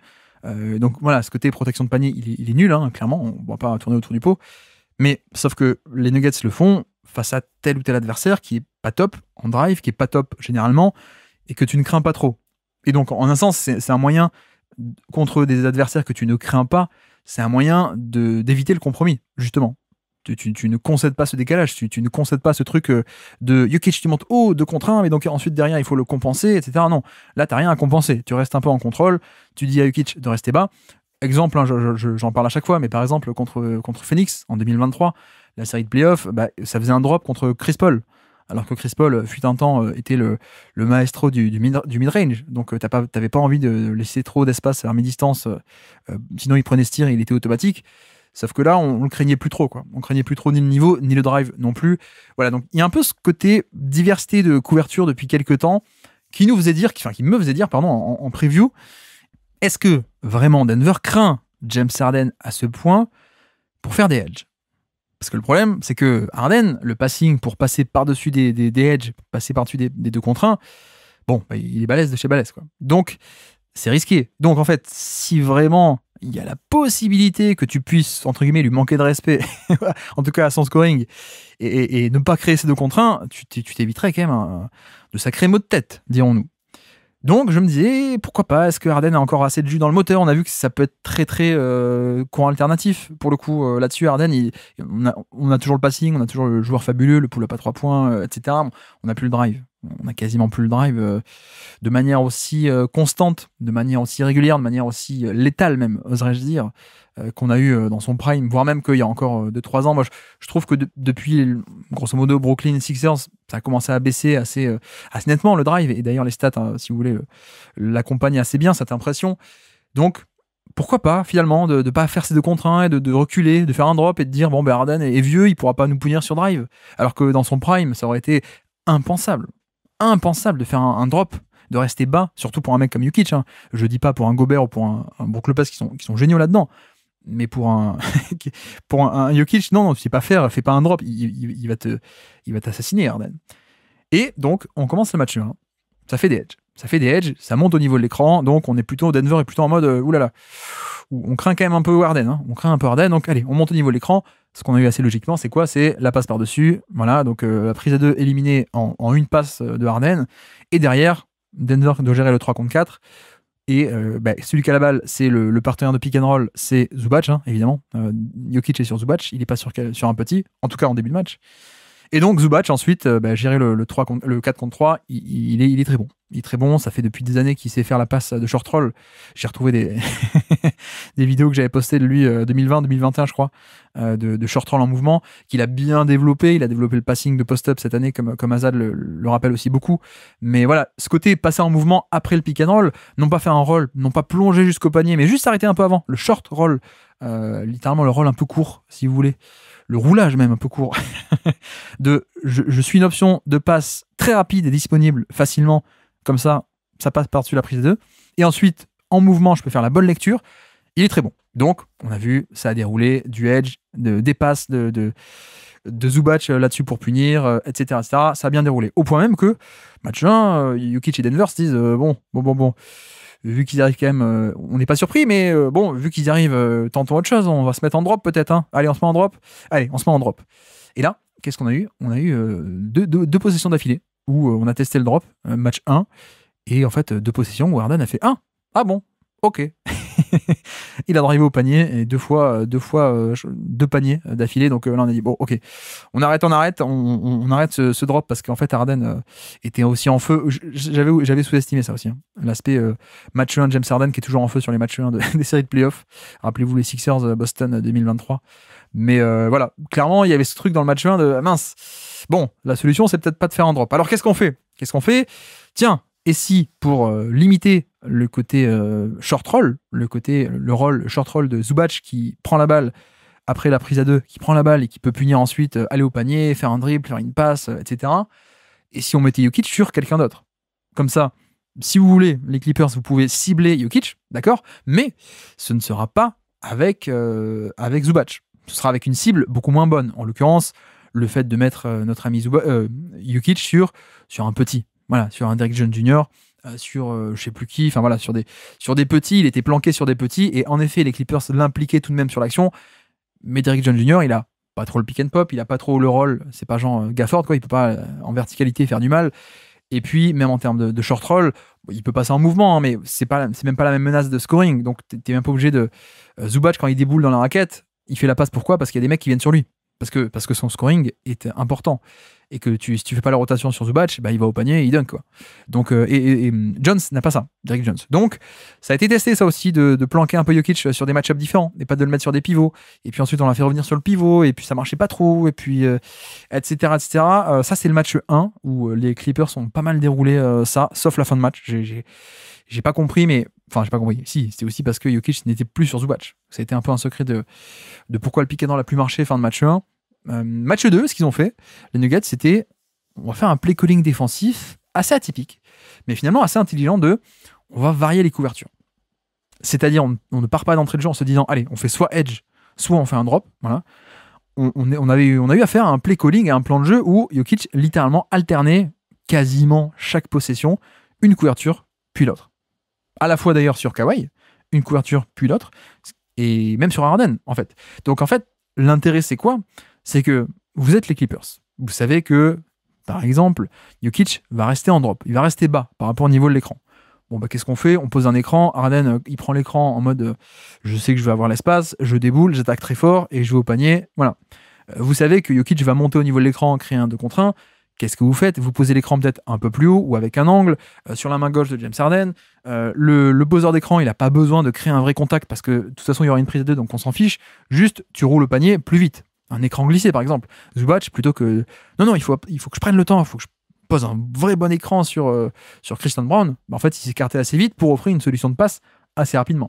Voilà, donc en fait, il y a ce côté où chaque couverture a son contre-move. Mais l'intelligence de ce play call dans le match 2, ça a été de dire, mais ils sont alternes à chaque possession. En fait, ils peuvent pas se préparer en un sens. Ils savent, on a ce contre-move ou ce contre-move, mais au moment où l'écran vient, il y a ce truc, on se dit, mince, on sait pas ce qu'ils vont faire, quoi. Donc on peut pas se préparer à jouer d'une certaine manière, on peut pas arriver lancé en tant que porteur de balle ou en tant que poseur d'écran, etc., etc. Donc ça a plutôt bien perturbé, notamment Kawhi sur le match 2 sur ses pick and roll. Bon, ça n'a pas suffi, mais oui, cette alternance du match 2 a été pas mal. Et puis donc au match 3 et 4, on est retourné un peu plus sur du classique finalement. Et là encore, hein, le fait de monter haut, de faire des edges, ça arrive toujours à être puni au final. Ça arrive toujours à être puni, même si le truc principal pour moi, et que en regardant le match 1, sur ma feuille, je l'avais noté, je crois que j'en ai parlé dans la quotidienne, mais en plein match, je crois que troisième quart-temps, j'ai écrit en gros, mais pourquoi les Nuggets respectent autant Chris Dunn ? Vraiment, sur le match, il y avait un côté où je me disais, mais est-ce qu'il n'y aurait pas moyen de lui manquer de respect, de l'abandonner encore plus, en fait ? Chris Dunn est un non-shooter, non pas total, mais c'est clairement quelqu'un où tu es à peu près content de le laisser ouvert si c'est pour mieux protéger autre chose de plus précis, on va dire, notamment le panier. Donc je me suis dit ça. Et dès la fin du match 1, on a vu que ça commençait enfin à prendre un peu plus de liberté par rapport à ça. Donc, notamment quand ça faisait les edges, il fallait compenser. Le head venait quand même un peu plus agressivement ou de plus loin, etc. Et en fait, sur le fil de la série, j'ai trouvé qu'ils l'ont fait de plus en plus. Et ça, c'était quand même assez bien. Match 2, notamment aussi, ils l'ont beaucoup fait. Match 3 aussi, encore plus. Mais clairement, il y a ce côté où en fait, c'est le jeu des maillons faibles. Hein. C'est le jeu des maillons faibles. La NBA et les playoffs actuellement. Donc, maillon faible défensivement, aller cibler celui qui est pas bon, mais maillon faible aussi en termes de spacing. Et on le répétera, je le répète assez souvent, mais le spacing, c'est comme la randonnée. La randonnée, la vitesse d'un groupe, c'est mécaniquement la vitesse du membre le plus lent. Voilà. Si vous êtes 10, il y en a 8 qui marchent très vite, et il y en a 2 qui marchent pas vite, et un qui marche pas vite, et un qui marche pas vite du tout, très lent. Bon, la vitesse du groupe, c'est la vitesse mécaniquement du dernier, parce qu'à chaque fois, il faut l'attendre. Bref, mais le spacing, c'est un peu pareil. Spacing, t'as beau avoir 4 shooters d'élite, si t'as un maillon faible, t'as pas un bon spacing, quoi. Donc c'est un peu l'idée. Et j'ai trouvé qu'on a réussi à hausser le curseur sur d'un point de vue respecté ou pas respecté précisément Chris Dunn. Donc ça, c'était assez cool. Ça a pu permettre d'endiguer un peu certains pick and roll ou certaines actions même. Également, pas que pick and roll, hein, notamment les actions sur Kawhi Leonard, les isolations et autres. Donc voilà. Et même au point où ça devenait un peu gênant, je trouve, pour les Clippers. C'était pas idéal. Et là, on a parlé déjà, mais Tyronn Lue, match 4, ça y est. On a enfin fait quelque chose d'assez intéressant que j'attendais depuis assez longtemps et qui est venu donc fin match 4. Comme ça qu'ils ont fait le comeback. Mesdames et messieurs, j'en ai déjà parlé, vous allez pas être surpris. Chris Dunn a été benché. Chris Dunn a été benché et remplacé par Bogdan Bogdanovic. Bon, mécaniquement, tu remplaces un no-shooter par un shooter, non pas d'élite, mais très très bon. Allez, on peut dire d'élite si vous voulez. En fait, la configuration et la géométrie du terrain est extrêmement différente.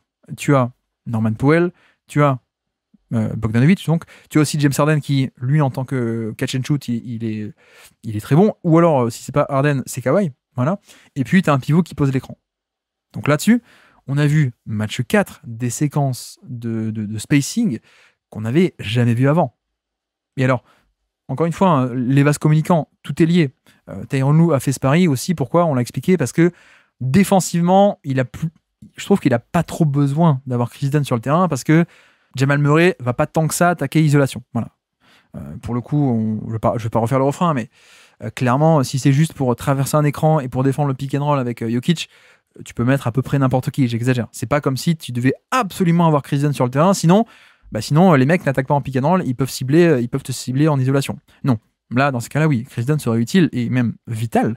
Là, c'est pas le cas. Et donc, il a enfin fait la bascule pour faire ce comeback. Alors, aussi parce que quand tu as beaucoup de points à rattraper, il faut faire des 3 points. Moins tu as de temps, moins tu auras de possession disponible, donc plus il faut des tirs primés pour revenir. Hein, c'est le principe de la variance, encore une fois. Et ça a marché. Mais même au-delà du côté, il y a des tirs qui sont rentrés, etc., le comeback en soi, je trouve que l'espace était très différent. Et donc, les drives étaient très différents. Et donc, les actions étaient beaucoup plus faciles. Et au final, ça a été peut-être le meilleur moment de la série par rapport au fait de punir et de mettre à mal la défense de Jokic, que ce soit en edge ou en drop, hein, pour le coup, d'ailleurs. Parce que parfois, on retente un peu, parfois toujours un peu de drop par-ci par-là. Même match 4, on a tenté une possession ou deux, et non, en fait, non, Harden peut punir. Donc, j'ai hâte de voir, parce que, comme dit, pour moi, Dunn n'est pas à ce point indispensable sur cette série. Il le sera contre OKC. Je pense. Il le sera contre les Lakers si les Lakers passent. Il le sera contre les Wolves si les Wolves passent, à l'inverse. Il pourrait l'être aussi contre les Warriors, contre les Rockets. Enfin bref, vous avez compris l'idée. Je pense pas que Jamal Murray représente à ce point une menace d'isolation sans écran. Donc, il n'y a pas besoin de Dunn. Donc, en fait, j'aimerais bien voir beaucoup plus ceci. J'aimerais beaucoup plus voir l'option spacing absolue parce qu'en fait, Denver peut te punir, mais pas tant que ça. Et toi, de l'autre côté, ce que tu gagnes est beaucoup plus grand que le gain, la perte potentielle. Le gain potentiel offensif, pour moi, est plus grand que le compromis défensif d'avoir Bogdanovic sur le terrain. Contre cette équipe et dans cette configuration. Donc voilà.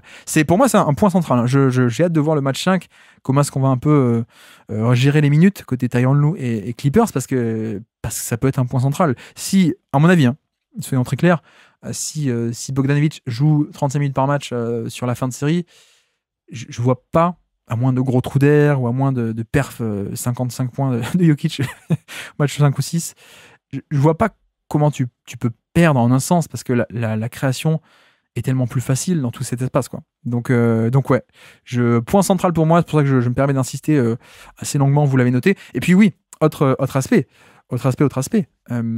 Zubac, j'ai parlé du fait que c'est pas tant que ça un créateur sur cette série, mais quel finisseur génial. Quel finisseur génial. J'ai déjà développé sur le passing en mouvement, le fameux short roll, le passing en short roll, l'extra pass en sortie du pick and roll. Mais si, d'ailleurs, je crois que j'en ai dit 2 mots, pardon. Mais pourquoi est-ce que les mecs viennent sur Zubac et le forcent à faire l'extra pass ? Parce que c'est une menace incroyable. Et donc, il y a des fois aussi où juste 2 sur Harden, il passe par-dessus. Et certes, la rotation, elle vient à temps. Certes, Murray, Jokic sont sur Harden, la passe par-dessus. Michael Porter Jr., qui est pas petit, hein, on parle pas de Christian Brown, on parle pas de Strawther, hein. On parle de Michael Porter Jr. ou Aaron Gordon qui viennent en rotation derrière le 3e homme qui viennent en compenser et prendre le rôle, prendre Zubac proche du panier. Bon, Zubac, en fait, c'est l'intérêt, c'est qu'il est quand même capable de passer autour et de scorer. C'est toute la différence, hein, notamment, je sais pas si vous prenez un peu le profil de Rudy Gobert, c'est un peu son défaut. C'est-à-dire que lui, Gobert, en termes de finition aérienne, il faut lui mettre la balle en haut. Il faut mettre la balle en haut et on est plutôt sur du dunk ou rien. J'exagère peut-être un peu. Mais il y a ce côté, si Gobert reçoit la balle dans la raquette plutôt qu'en alley-oop, c'est pas top pour s'en sortir, quoi. Autre exemple, d'ailleurs, on en a parlé il y a quelques jours, je crois, le match de play-in de Memphis contre les Warriors, où Zach Edey, dans la raquette, recevait des petites extra passes parce que Jaren Jackson était doublé. il n'arrivait pas à remonter la balle directement, il n'arrivait pas à poser un dribble et à déblayer le chemin et à scorer par-dessus. Voilà, et pourtant, c'est un bon score de post-up, hein, de niveau universitaire. Hein. Zakili, c'était même un monstre universitaire. Mais Zubac, c'est autre chose. Donc, il y a le passing de short roll, mais je tiens aussi à souligner à quel point ce passing de short roll est aussi rendu capable par la menace de scoring qu'il est sur roll, alors que il n'est pas vertical. Et sans doute que si les Clippers devaient affronter eux-mêmes une défense en drop d'élite, ce serait pas le profil parfait. Parce que pour mettre à mal une défense en drop de type Gobert, il faut avoir un mec agile, vif, très vertical, très explosif dans la verticalité, pour soit forcer Gobert à craindre le alley-oop dans son dos, soit à punir si Gobert va sur le porteur de balle, il y a la passe qui est faite dans le dos pour un alley-oop. Voilà, dans ce genre de configuration, non, Zubac ne serait pas parfait, mais là oui, là oui, parce que là, tu as juste à passer le ballon au-delà de la prise à deux, et ensuite il peut soit scorer par-dessus un Gordon, par-dessus un porteur, soit sinon faire la passe, quoi. Donc voilà, Zubac qui à mon avis est un élément clé de ce pick and roll, alors que c'est pas forcément un mec ultra explosif, mais ce n'est pas la série pour avoir un mec explosif verticalement en tout cas. Donc voilà pour le pick and roll qui s'en sort quand même pas mal. Et puis pour dire, je ne suis pas du tout, vous le savez peut-être, le plus grand fan des stats, tout ce qui est on-off, etc. Plus-minus sur un match ou trucs comme ça, mais pour moi, c'est mal utilisé. Ça peut être bien utilisé et pertinent pour quelques cas, dans quelques configurations. Là, à mon avis, on est dans l'une des configurations, une des seules où c'est pertinent, c'est-à-dire une star et pas juste un role-player. Ah oui, tel role-player, 3D, il est à plus, plus 40 de le plus-minus sur ce match-là. Non, ça, c'est un peu parfois du hasard. Ou c'est pas que de son fait, mais bref, pourquoi je parle de ça ?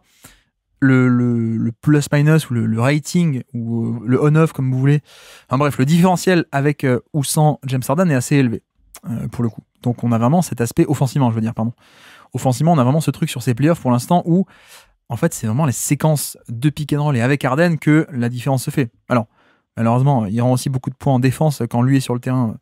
La défense est pas parfaite, mais ceci est une autre histoire, c'est pas que lui. Mais non, mais l'attaque, clairement, on a un gap énorme. Pour vous dire les stats, bon, faut les prendre avec des pincettes et il faut pas les prendre au pied de la lettre, etc. Échantillon tellement petit, tellement minuscule que ça veut rien dire. Mais clairement, sur la série, pour l'instant, donc on est à plus 23 points par 100 possessions, pardon. Plus 23 de différentiel offensif avec et sans lui. Donc c'est quand même immense et tout le reste, et y compris Kawhi, on est autour des 3, 4, 5, quoi. À peine plus 3, plus 4, plus 5 ou des trucs comme ça. Là où Harden, il y a une vraie différence. Donc ouais, ce pick and roll est vital, et là où c'est bon signe pour les Clippers, c'est qu'ils ont toutes les armes pour continuer à faire du mal là-dessus. Donc voilà. Voilà pour le pick and roll. Kawhi Leonard, qui d'ailleurs, petit point, est-ce qu'on pourrait pas insister un peu plus avec Kawhi Leonard sur le pick and roll ? C'est peut-être un peu un de mes regrets, parce que bon, il y a l'aspect où quand Jokic monte au niveau de l'écran et met un peu de pression au niveau de l'écran, Kawhi, c'est pas Harden. C'est pas un passeur à la Harden, donc c'est un peu plus imparfait pour libérer la passe sur ses prises à deux, etc. Mais bon, il est quand même relativement capable, et du reste, si Jokic se met à faire un drop, il a le pull-up à 2 points ou à 3 points pour punir, donc ce sera intéressant. Mais bon, ceci mis à part, principalement, Kawhi est utilisé pour cibler des mismatchs, en fait. On l'utilise en fait pour aller piquer dans l'autre petit, piquer dans avec un tel ou un tel pour t'obtenir tel match-up, tel défenseur, et ensuite tu vas l'attaquer. Donc ça, c'est un peu le mode opératoire pour l'instant des Clippers via Kawhi Leonard. Le truc principal qu'on peut dire même sur cette série, c'est que Denver a un peu été obligé d'augmenter le curseur de pression sur ou autour de Kawhi Leonard, justement. C'est-à-dire que, initialement, et on retombe un peu sur le côté différence entre la théorie et la pratique, la différence entre la rentabilité moyenne ou l'absolu, la théorie dans l'absolu, et pour de vrai, qu'est-ce qui se passe, et la réaction humaine et l'ajustement humain de petits échantillons, etc. Différence théorie et concret. Mais clairement, on a commencé le début de série sur, bon, on te laisse un switch. Ok, même Jamal Murray, on va pas batailler, hein, on va pas essayer de faire un edge and recover, mais le temps de recover, il y a un décalage quelque part, etc. Vous avez compris. On fait un switch all, ok, même Jamal Murray. Tu as ton isolation, mais le secret, c'est qu'on ne te laisse pas. C'est pas une isolation. En soi, on a toujours appelé ça une isolation, mais en soi, c'est pas un vrai 1 contre 1. C'est un 1 contre 1 où, en fait, Jamal Murray est un premier rideau, Mais main droite, t'as un stunt où t'as un mec qui dézone pour boucher le terrain main droite, donc empêcher un drive main droite. Main gauche, t'as aussi pourquoi pas un autre mec qui va dézoner et se mettre en tête de raquette pour boucher l'espace également. Pourquoi pas aussi pas Jamal Murray, pardon. Jokic qui vient depuis le côté faible et qui dézone totalement de l'autre côté, du mauvais côté entre guillemets, du mauvais côté de la raquette, c'est-à-dire par exemple à droite alors que Zubac est à gauche, juste pour surcharger le terrain. Donc on partait un peu dans cette idée sur le début de série de ok, on te donne tes switches et puis juste, on resserre le terrain autour de toi, sachant que la clé, comme on a dit, c'est que Kawhi, en termes de passing, c'est pas le mec qui peut faire la skip pass vers le corner opposé en mode bon, tout s'est resserré autour de moi, je peux punir directement et moi-même en passant par-dessus tout le monde, en allant chercher le truc qui est ouvert de l'autre côté, quoi. Parce que pour que ça se resserre autour de moi, il faut bien que la défense de Denver ait abandonné quelque chose. Donc, en l'occurrence, on abandonne le truc le plus loin possible. Voilà. Kawhi Leonard n'a pas trop ce passing de base. Donc c'est un peu l'idée, c'est un peu la théorie, sauf que vous l'avez vu, le match 2, il a été fantastique, vraiment fantastique. Et le problème, c'est que, voilà, cette théorie, c'est on surcharge le terrain, le overload, on surcharge le terrain autour de toi, on te laisse le 1 contre 1, on te laisse le switch même, et puis on surcharge et on t'empêche de driver, on t'empêche de faire quoi que ce soit, et vas-y, il y a 3 mecs autour de toi, en fait, si tu veux, tu prends le pull-up dégueulasse, vas-y. Mais le problème, c'est que c'est Kawhi, et que Kawhi, les amis, c'est pull-up. Il les a mis et pas qu'un peu. Je résume, il n'y a pas que ça sur ce match-là de Kawhi, mais il y a quand même 80%, c'est ça en fait. Donc là encore, la théorie te dit non, mais d'un point de vue rentable, c'est ça qu'il faut faire. Et après, tu as la pratique de ah ouais, mais une série, c'est quand même une poignée de matchs, et puis en face, c'est pas n'importe qui, et c'est pas le joueur moyen, c'est quand même Kawhi Leonard. Et s'enflammer sur 3-4 matchs, en fait, il peut, quoi. Ou même sur 2-3. Et en fait, si juste lui, à lui seul te gagne 2-3 matchs comme ça sur la série, c'est embêtant. Donc en fait, ce qu'on a fait à partir du match 2, ça a été d'essayer de tenter un match 3, pas top, mais on l'a vu surtout match 4. On a augmenté le curseur, de resserrer de plus en plus, voire même en fait, très concrètement, de passer de on surcharge le terrain à t'augmentes le curseur de pression. En fait, presque on déclenche des prises à deux pour te forcer à lâcher la balle.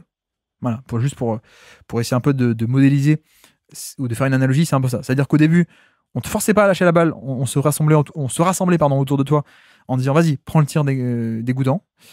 Et sur la fin de série, non, on n'est pas en fin de série, mais au match 4, on est arrivé sur le curseur a été largement augmenté, on augmente la pression, on se met pas juste autour de toi, on va sur toi, et limite on te force un peu à lâcher la balle. Alors, pas non plus totalement, mais tout de même, quoi. Tout de même en augmentant la pression, en augmentant ce côté resserré, voire même quasiment parfois déclencher un deuxième qui va sur toi, qui te force à passer, à abandonner le ballon, etc. etc. Donc ça, c'est aussi intéressant à noter, parce que précisément, on l'a dit, ça a pu marcher match 4. Pourquoi ça n'a pas totalement marché en fin de match? Qu'est-ce qui a un peu tout débloqué? Bah, le spacing. Hein. Le spacing. Et autant il y a ce côté shot-making de Kawhi qui peut toujours faire des dégâts, mais c'est vrai que tu peux aussi tomber sur des matchs où ça rentre pas. Et c'est vrai que si tu as un bon spacing, les rotations elles viennent de plus loin et elles viennent en abandonnant des bons shooters. Donc même si Kawhi va pas être capable lui-même d'aller chercher la passe vers le corner opposé, il a juste à libérer extra passe et on a atteint le shooter côté faible, quoi. Donc c'est un point central encore une fois ce spacing et finalement le rôle, le minutage du 5e homme, on peut l'appeler comme ça. En plus de Powell, en plus de Harden, en plus de Kawhi et donc de Zubac qui va poser l'écran ou être sur le terrain pour le rebond offensif ou autre. Mais quid de ce 5e homme? Parce que ça peut tout décider. Si vraiment Denver continue ou augmente la pression encore plus et pour vraiment te faire lâcher la balle, bon, lui il peut pas punir forcément avec son passing, sauf si les rotations sont telles et l'espace est tel que en 2-3 passes tu peux punir. Bref, vous avez compris l'idée. Pourquoi pas Derrick Jones Jr. Qui a peut-être le meilleur compromis entre les deux, mais en catch and shoot c'est pas non plus, ça peut aussi être assez variant, mais voilà, je veux dire, Jones c'est peut-être un peu mieux que Chris Dunn à mon avis en termes de catch and shoot et de 3 points. Il y a l'option Batum aussi que j'aime beaucoup. Je trouve que ça pourrait être quand même pas mal là encore en termes de compromis. Si Batum a encore un peu dans les jambes, au moins 2 matchs à 30 minutes par match, c'est vrai que c'est un vrai shooter et c'est un mec qui peut défendre le point d'attaque. Je sais pas s'il a les jambes encore pour le faire. 30 minutes x 2 ou 3, mais ce serait génial, quoi, parce que grosso modo, tu aurais un Chris Dunn un peu plus light. Hein. Batum n'a plus le niveau de Chris Dunn, qui est peut-être un des meilleurs arrières défensifs de NBA actuellement, mais c'est quand même un bon défenseur, je veux dire. C'est pas Bogdanovic. Donc, option Bogdanovic, option Derrick Jones Jr., option Batum ou option Chris Dunn de rester sur ce non-spacing, mais pour la défense. Donc voilà. Et puis, non, je voulais aussi aborder rapidement la question de Powell, qui fait pas une grande série, à mon avis. Qui fait pas une grande série, Powell, et en même temps, c'est assez peu surprenant pour le coup. Je crois que l'intérêt de Powell, c'est, là encore, on parle de la théorie. La théorie, c'est que Powell, avec son shoot, t'es un peu obligé de monter sur les écrans. Voilà, c'est que on reprend un peu les finales 2023, si vous voulez, on l'avait bien détaillé à l'époque sur YouTube en live, etc. Il y avait un côté où qui était capable de faire sortir Jokic, justement, c'était pas Butler. Contre Butler, on restait bas, on craignait pas le pull-up à 3 points. C'était Duncan Robinson. Parce que Robinson shoot à 3 points, donc en sortie d'écran, c'était le seul qui arrivait à faire sortir Jokic dans le périmètre, et à partir de là, s'il sort dans le périmètre, faire des 2 contre 1, vous connaissez le topo, bim bam boum, le décalage est créé, bref. Powell, théoriquement, on est là-dessus. On est sur un mec en sortie d'écran, on est sur un vrai shooter qui peut faire ça. Le problème, c'est que Powell, il n'a pas le passing. Il a quasiment pas de passing, hein, pour le coup. C'est pas faire offense que de dire ça. Ça n'a jamais été un passeur, jamais en carrière. Et on est clairement sur plutôt ce que j'appelais un gunman, c'est-à-dire le mec, l'homme de main, quoi. Tu lui files des ballons, tu dis vas-y, score. C'est un peu l'idée. Et c'est vrai qu'il a fait une saison fabuleuse, hein, pour le coup, en termes de volume, ça a augmenté, l'efficacité, bon, on est comme d'habitude, hein, le joueur en soi est pas différent de celui de l'an dernier, celui il y a 2 ans, 3 ans, etc. Ça a toujours été un mec élite, hein, là-dessus, sur ce côté slashing, explosivité, plus le shoot d'élite, hein, plus de 40% en carrière, on le connaît, c'est juste que cette année, il le fait sur plus de volume. Donc, c'est très cool, mais là, vous avez bien compris dans ce que j'ai décrit que tu as l'avantage de faire sortir Jokic, mais tu peux pas en tirer profit. Parce que les lectures, finalement, lecture assez simple ou assez modérée, on va dire, de juste passer par-dessus ou savoir lire, savoir naviguer, de tiens, je vais faire un dribble de plus ici pour attirer un peu et puis ressortir, etc. Ça passe pas. Ça passe pas trop sur l'ensemble de la série parce que, en fait, Jokic, ok, il est nul en drop, mais il y a un truc où il est bon, c'est quand même les mains défensives, quoi. Et l'anticipation, la lecture, et il est très bon. On a vu pas mal de fois des turnovers parce que juste Powell, ok, il faisait monter Jokic, mais Jokic ensuite déviait la balle ou empêchait la passe. Et ce qui fait qu'on a une série où il est pas si bon que ça, mais encore une fois, c'est finalement assez peu étonnant. Et c'est aussi toute la différence entre un Powell et un Paul George, qui est une vraie superstar, qui n'est pas non plus un passeur type Luka Doncic, hein, évidemment, mais qui est une vraie superstar, quoi, pour le coup, offensive. Alors pas cette année, pas en 2025. Mais bon, vous voyez l'idée, quoi. On est passé de un mec qui l'an dernier était un vrai All-Star All-NBA, largement légitime, évidemment, à Powell qui est, je vais pas dire un role-player en surchauffe, parce que c'est le même que d'habitude, mais qui n'a pas ce truc-là, qui n'a pas ce jeu complet. Et c'est pour ça qu'en carrière, ça a toujours été plutôt l'excellent 6e, 7e homme que le go-to guy. Après, je pense qu'on pourrait essayer de faire un peu plus, c'est un peu différemment. Je pense que, notamment la fameuse empty action, donc c'est quoi empty, littéralement vide, c'est le corner, on vide le corner, et on libère tout un quart de terrain pour Powell et pour Zubac. Oui, c'est ça, pardon. Pour Powell et Zubac, ça permet un peu de le faire arriver en mouvement, de le faire arriver lancé, de le faire arriver sur un jeu de main à main. Juste, tu cours sans la balle, tu prends la balle des mains de Zubac qui est autour de la tête de raquette et tu enchaînes, tu continues de dribbler, etc. Ce qu'on a vu en plus, c'est que en fin de match 4, dans ce bon spacing, on a même vu des fois où il refusait l'écran, il faisait un drive et puis même driving kick. Parce que, là encore, hein, les distances étaient telles, parce qu'il y avait tellement de spacing, les distances étaient telles que lecture pour faire la passe l'était aussi. Donc on a vu une très belle passe, notamment vers le corner en driving kick, alors que lui est pas top en driving kick, notamment. Voilà, je pense qu'on pourrait faire plus pour le mettre en route, mais pour l'instant, c'est vrai que je l'apprécie beaucoup plus sur cette série en tant que spacer, en tant que finisseur. Et ça m'étonne, je ne veux pas faire le hater, parce que moi, pour le coup, je l'adore depuis des années, et aujourd'hui, c'est l'inverse. Je trouve que parfois, les gens surestiment un peu son apport aujourd'hui, mais non, mais voilà, moi, je l'adore. Hein. Je l'adore vraiment depuis tout ce temps. J'étais un peu déçu qu'il soit à Portland, à VGT, dans une équipe qui n'était pas top. J'étais content c'était un excellent coup quand les Clippers sont récupérés, etc. Mais voilà, le niveau de création de playoff est quand même différent. Donc, c'est assez peu étonnant, mais ça ne veut pas dire qu'il n'aura pas un impact. Premièrement, en tant que spacer, ça veut pas dire que tu peux pas aussi mieux l'entourer et mieux voilà, ces fameuses actions où il arrive lancé, des actions un peu plus création, hein, mais création un peu plus indirecte, on va dire, plus que actuellement où parfois il a juste des pick and roll, le pick and roll simpliste et frontal, où bah non, ça il a pas la palette, il l'aura jamais. Le côté juste, tiens, prends la balle et attaque plein centre, Jokic qui se tient prêt, qui a les mains prêtes, tout comme Christian Brown, etc. quoi. Donc ça non. Par contre, tu peux essayer un peu de le mettre en mouvement, etc. Donc, bref, je ne vais pas commencer à me répéter, on va s'arrêter là. Mais voilà, juste mes quelques notes pour Pour l'instant, l'attaque des Clippers. Et puis, à noter aussi, mine de rien, que j'ai parlé un peu du spacing de cette équipe des Clippers. Un point rapidement aussi sur l'efficacité.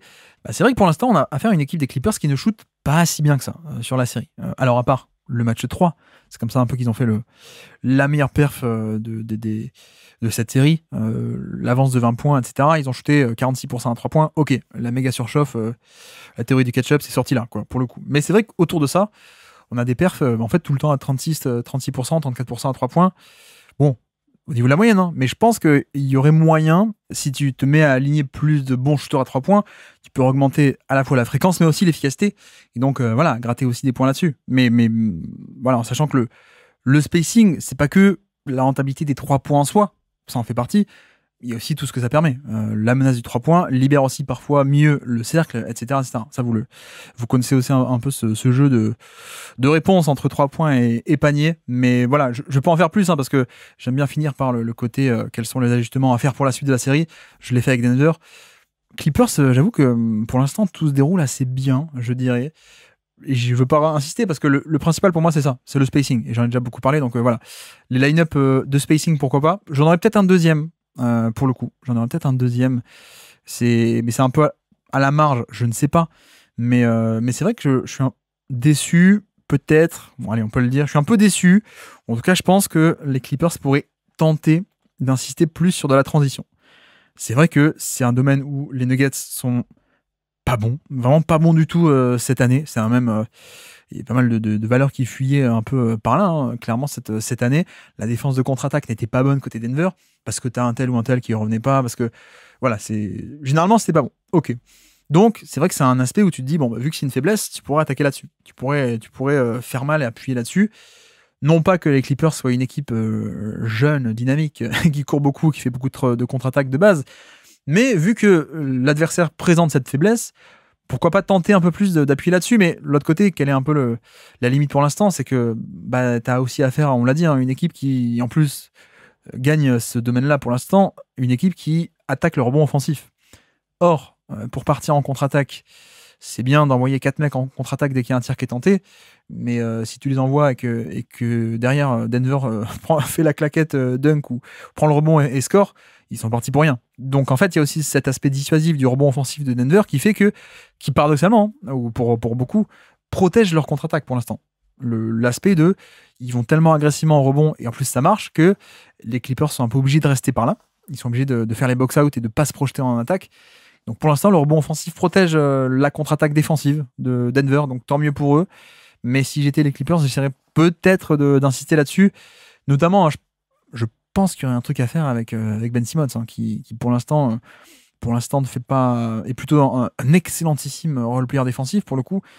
Mais voilà, quand il était au NBA, c'était clairement ça sa force. C'était son super pouvoir, c'est une possession qui aurait dû se jouer sur demi-terrain dans les mains de Ben Simmons, il accélérait et ça devenait une possession de transition, de contre-attaque, qui a une rentabilité attendue largement plus grande que du demi-terrain. Donc voilà, même indépendamment de son propre scoring de transition, je veux dire, le fait d'accélérer, ça a créé des choses qui étaient incroyables, hein, pour le coup pour notre ami Ben Simmons. Donc ouais, peut-être voir par rapport à ça. Mais sinon, je pense que non, on a à peu près tout dit, hein, sur les Clippers. Mais juste pour dire, j'aurais dû en parler avant, je ne l'ai pas fait.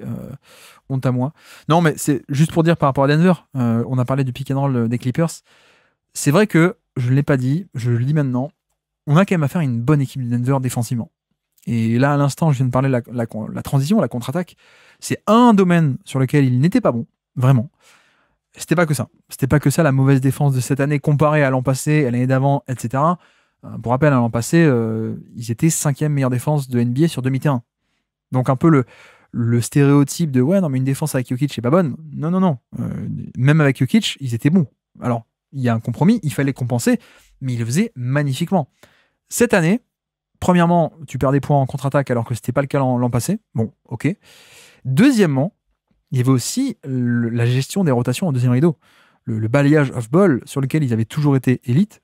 Cette année, ils ont été mauvais. Donc, compromis Jokic qui n'était pas compensé. Parce que gérer le 3 contre 4, d'habitude on y arrivait bien, là on n'y arrive pas cette année. Là, il faut quand même dire que sur cette série, on retrouve un peu le vrai bon Denver. le vrai bon Denver, et y compris de la part de certains des maillons faibles de la saison régulière. Je pense évidemment à Westbrook, je pense évidemment à Jamal Murray ou des mecs comme ça qui étaient parmi ceux qui étaient un peu déficitaires dans le domaine, qui ne faisaient pas la rotation, qui faisaient pas couvraient pas le cut au panier, qui zonaient pas bien entre deux shooters, ou alors enfin bref, il y avait un côté où certains n'étaient pas bons dans l'exercice, pas que, d'autres, hein. Mais clairement pour moi on a très très bien resserré les boulons. Et j'ai l'impression de revoir un peu la défense de Denver de l'an passé, l'année d'avant, etc., quoi. La bonne défense de Denver qui, avant 2025, était avec Jokic une défense top 10 depuis quasiment tout le temps, quoi. Donc ouais, ça fait plaisir. Les séquences avec Westbrook, qui est hyper attentif, les séquences avec Jamal Murray aussi, qui est hyper attentif, hyper bon. Donc ouais, c'est quand même à noter, parce que je pense que moi, en tout cas, moi je parlais pour moi, enfin même si on a déjà parlé avec Azad, Baptiste, FD pendant la saison, mais une des limites qu'on avait sur Denver cette année, c'était spacing d'un côté, ça c'est toujours pas parti, et la défense aussi. Et la défense, c'était clairement un ton au-dessous de ce qui se faisait les années d'avant. Et là, c'est vrai que, mine de rien, notons-le, on est plutôt sur le Denver de d'habitude. On est sur le Denver qui fait des edges, qui donne ce compromis, qui fait cette couverture risquée pour protéger son attaquant et son meilleur joueur, mais qui derrière arrive à compenser. Bon, pas tout le temps, c'est jamais tout blanc, tout noir, hein, parce qu'on l'a expliqué. Tu donnes un décalage, Zubac peut trouver le short roll, Zubac peut aussi scorer parfois par-dessus la rotation. C'est jamais tout blanc, tout noir. Évidemment, moi je caricature un peu dans les propos, mais parce qu'on est un peu obligé pour raconter, même quand on parle tactique. Mais oui, il y a quand même, je trouve, une assise défensive qui est retrouvée. Et c'est quand même pas mal, hein. Pas mal à la fois pour la fin de série, et pourquoi pas, s'ils passent, pour le reste de leur run de playoff, éventuellement. Parce que si on a de nouveau un Denver qui défend bien, pardon, c'est pas la même limonade. Bref, vous avez compris l'idée, mais pour dire, sur cette série, par exemple, bon, il y a un match, ça a totalement pété, c'était le match 3, parce que les Clippers ont mis tous les 3 points, notamment, donc ok.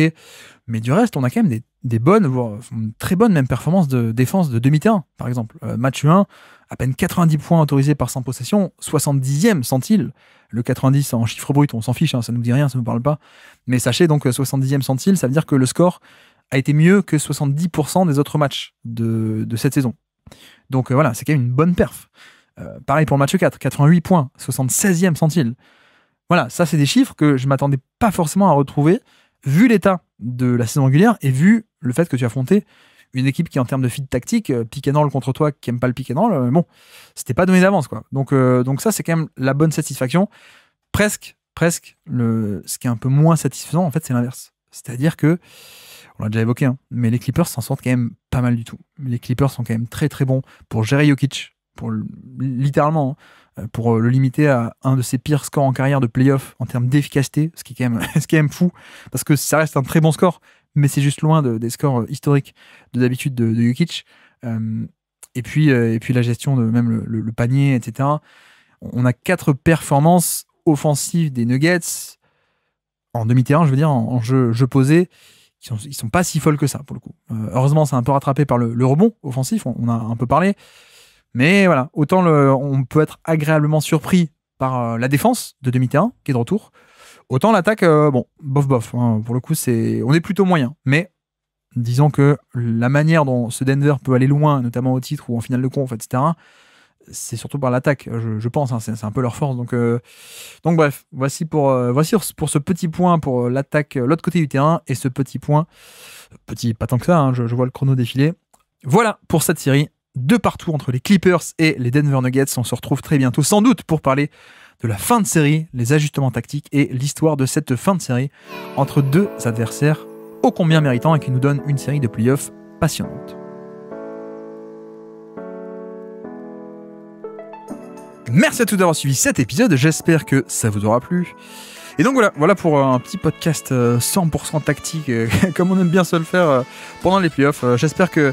Bon, c'est vrai que ça peut être un peu dur à écouter quand on n'a pas forcément les notions tactiques en tête, mais après c'est aussi pour ça que le podcast est aussi long et que je fais souvent long, c'est que j'essaie d'expliquer à chaque fois pour que vous ayez un peu la visualisation en tête, mais sinon rendez-vous aussi sur Twitter, rendez-vous sur YouTube, je pense que je vais essayer de faire 2-3 images, et sinon n'hésitez pas aussi à venir me demander, hein, très, très clairement, je peux illustrer s'il y a un passage que vous ne comprenez pas, ou voilà, je peux procurer illustration à volonté, sinon aussi de passer aussi sur nos quotidiennes, on essaie un peu de mélanger les deux, c'est-à-dire que ça peut s'écouter en podcast et c'est fait pour ça, mais en même temps j'essaie aussi de montrer des images pour illustrer, voir ce que ça donne. Voilà, toujours un peu le challenge de l'audio. Finalement on n'a pas les images à l'appui, mais j'aime bien ce format, et même si je répète 14 000 fois les choses, je m'en excuse pour ceux que ça gonfle, mais j'essaie de pas perdre les gens en cours, quoi. Pour le coup j'essaie de perdre personne et d'essayer de démocratiser, donc voilà, c'est si je passais vite ce serait plus digeste peut-être comme podcast, mais tout le monde peut-être comprendrait pas, donc chaque manière de faire a ses avantages et inconvénients, forcément, c'est la vie, c'est le basket, j'ai envie de vous dire, pour le coup. Bref, donc voici pour ça, je pense qu'on va se retrouver bientôt. Je vais essayer de faire le même pour la série entre les Lakers et les Wolves, parce qu'il y a plein de choses à dire, notamment sur pourquoi est-ce que Doncic n'humilie plus Gobert. Ça c'est la bonne question. Vraiment, série passionnante aussi, donc je pense qu'on va se retrouver pour ceci. Et donc, sur ce, je vous remercie une nouvelle fois de m'avoir écouté jusqu'au bout. Un grand merci pour votre soutien dans ces playoffs et un peu tout le temps, ça fait très plaisir, donc merci à vous. Et moi je vous dis à très bientôt. Ciao.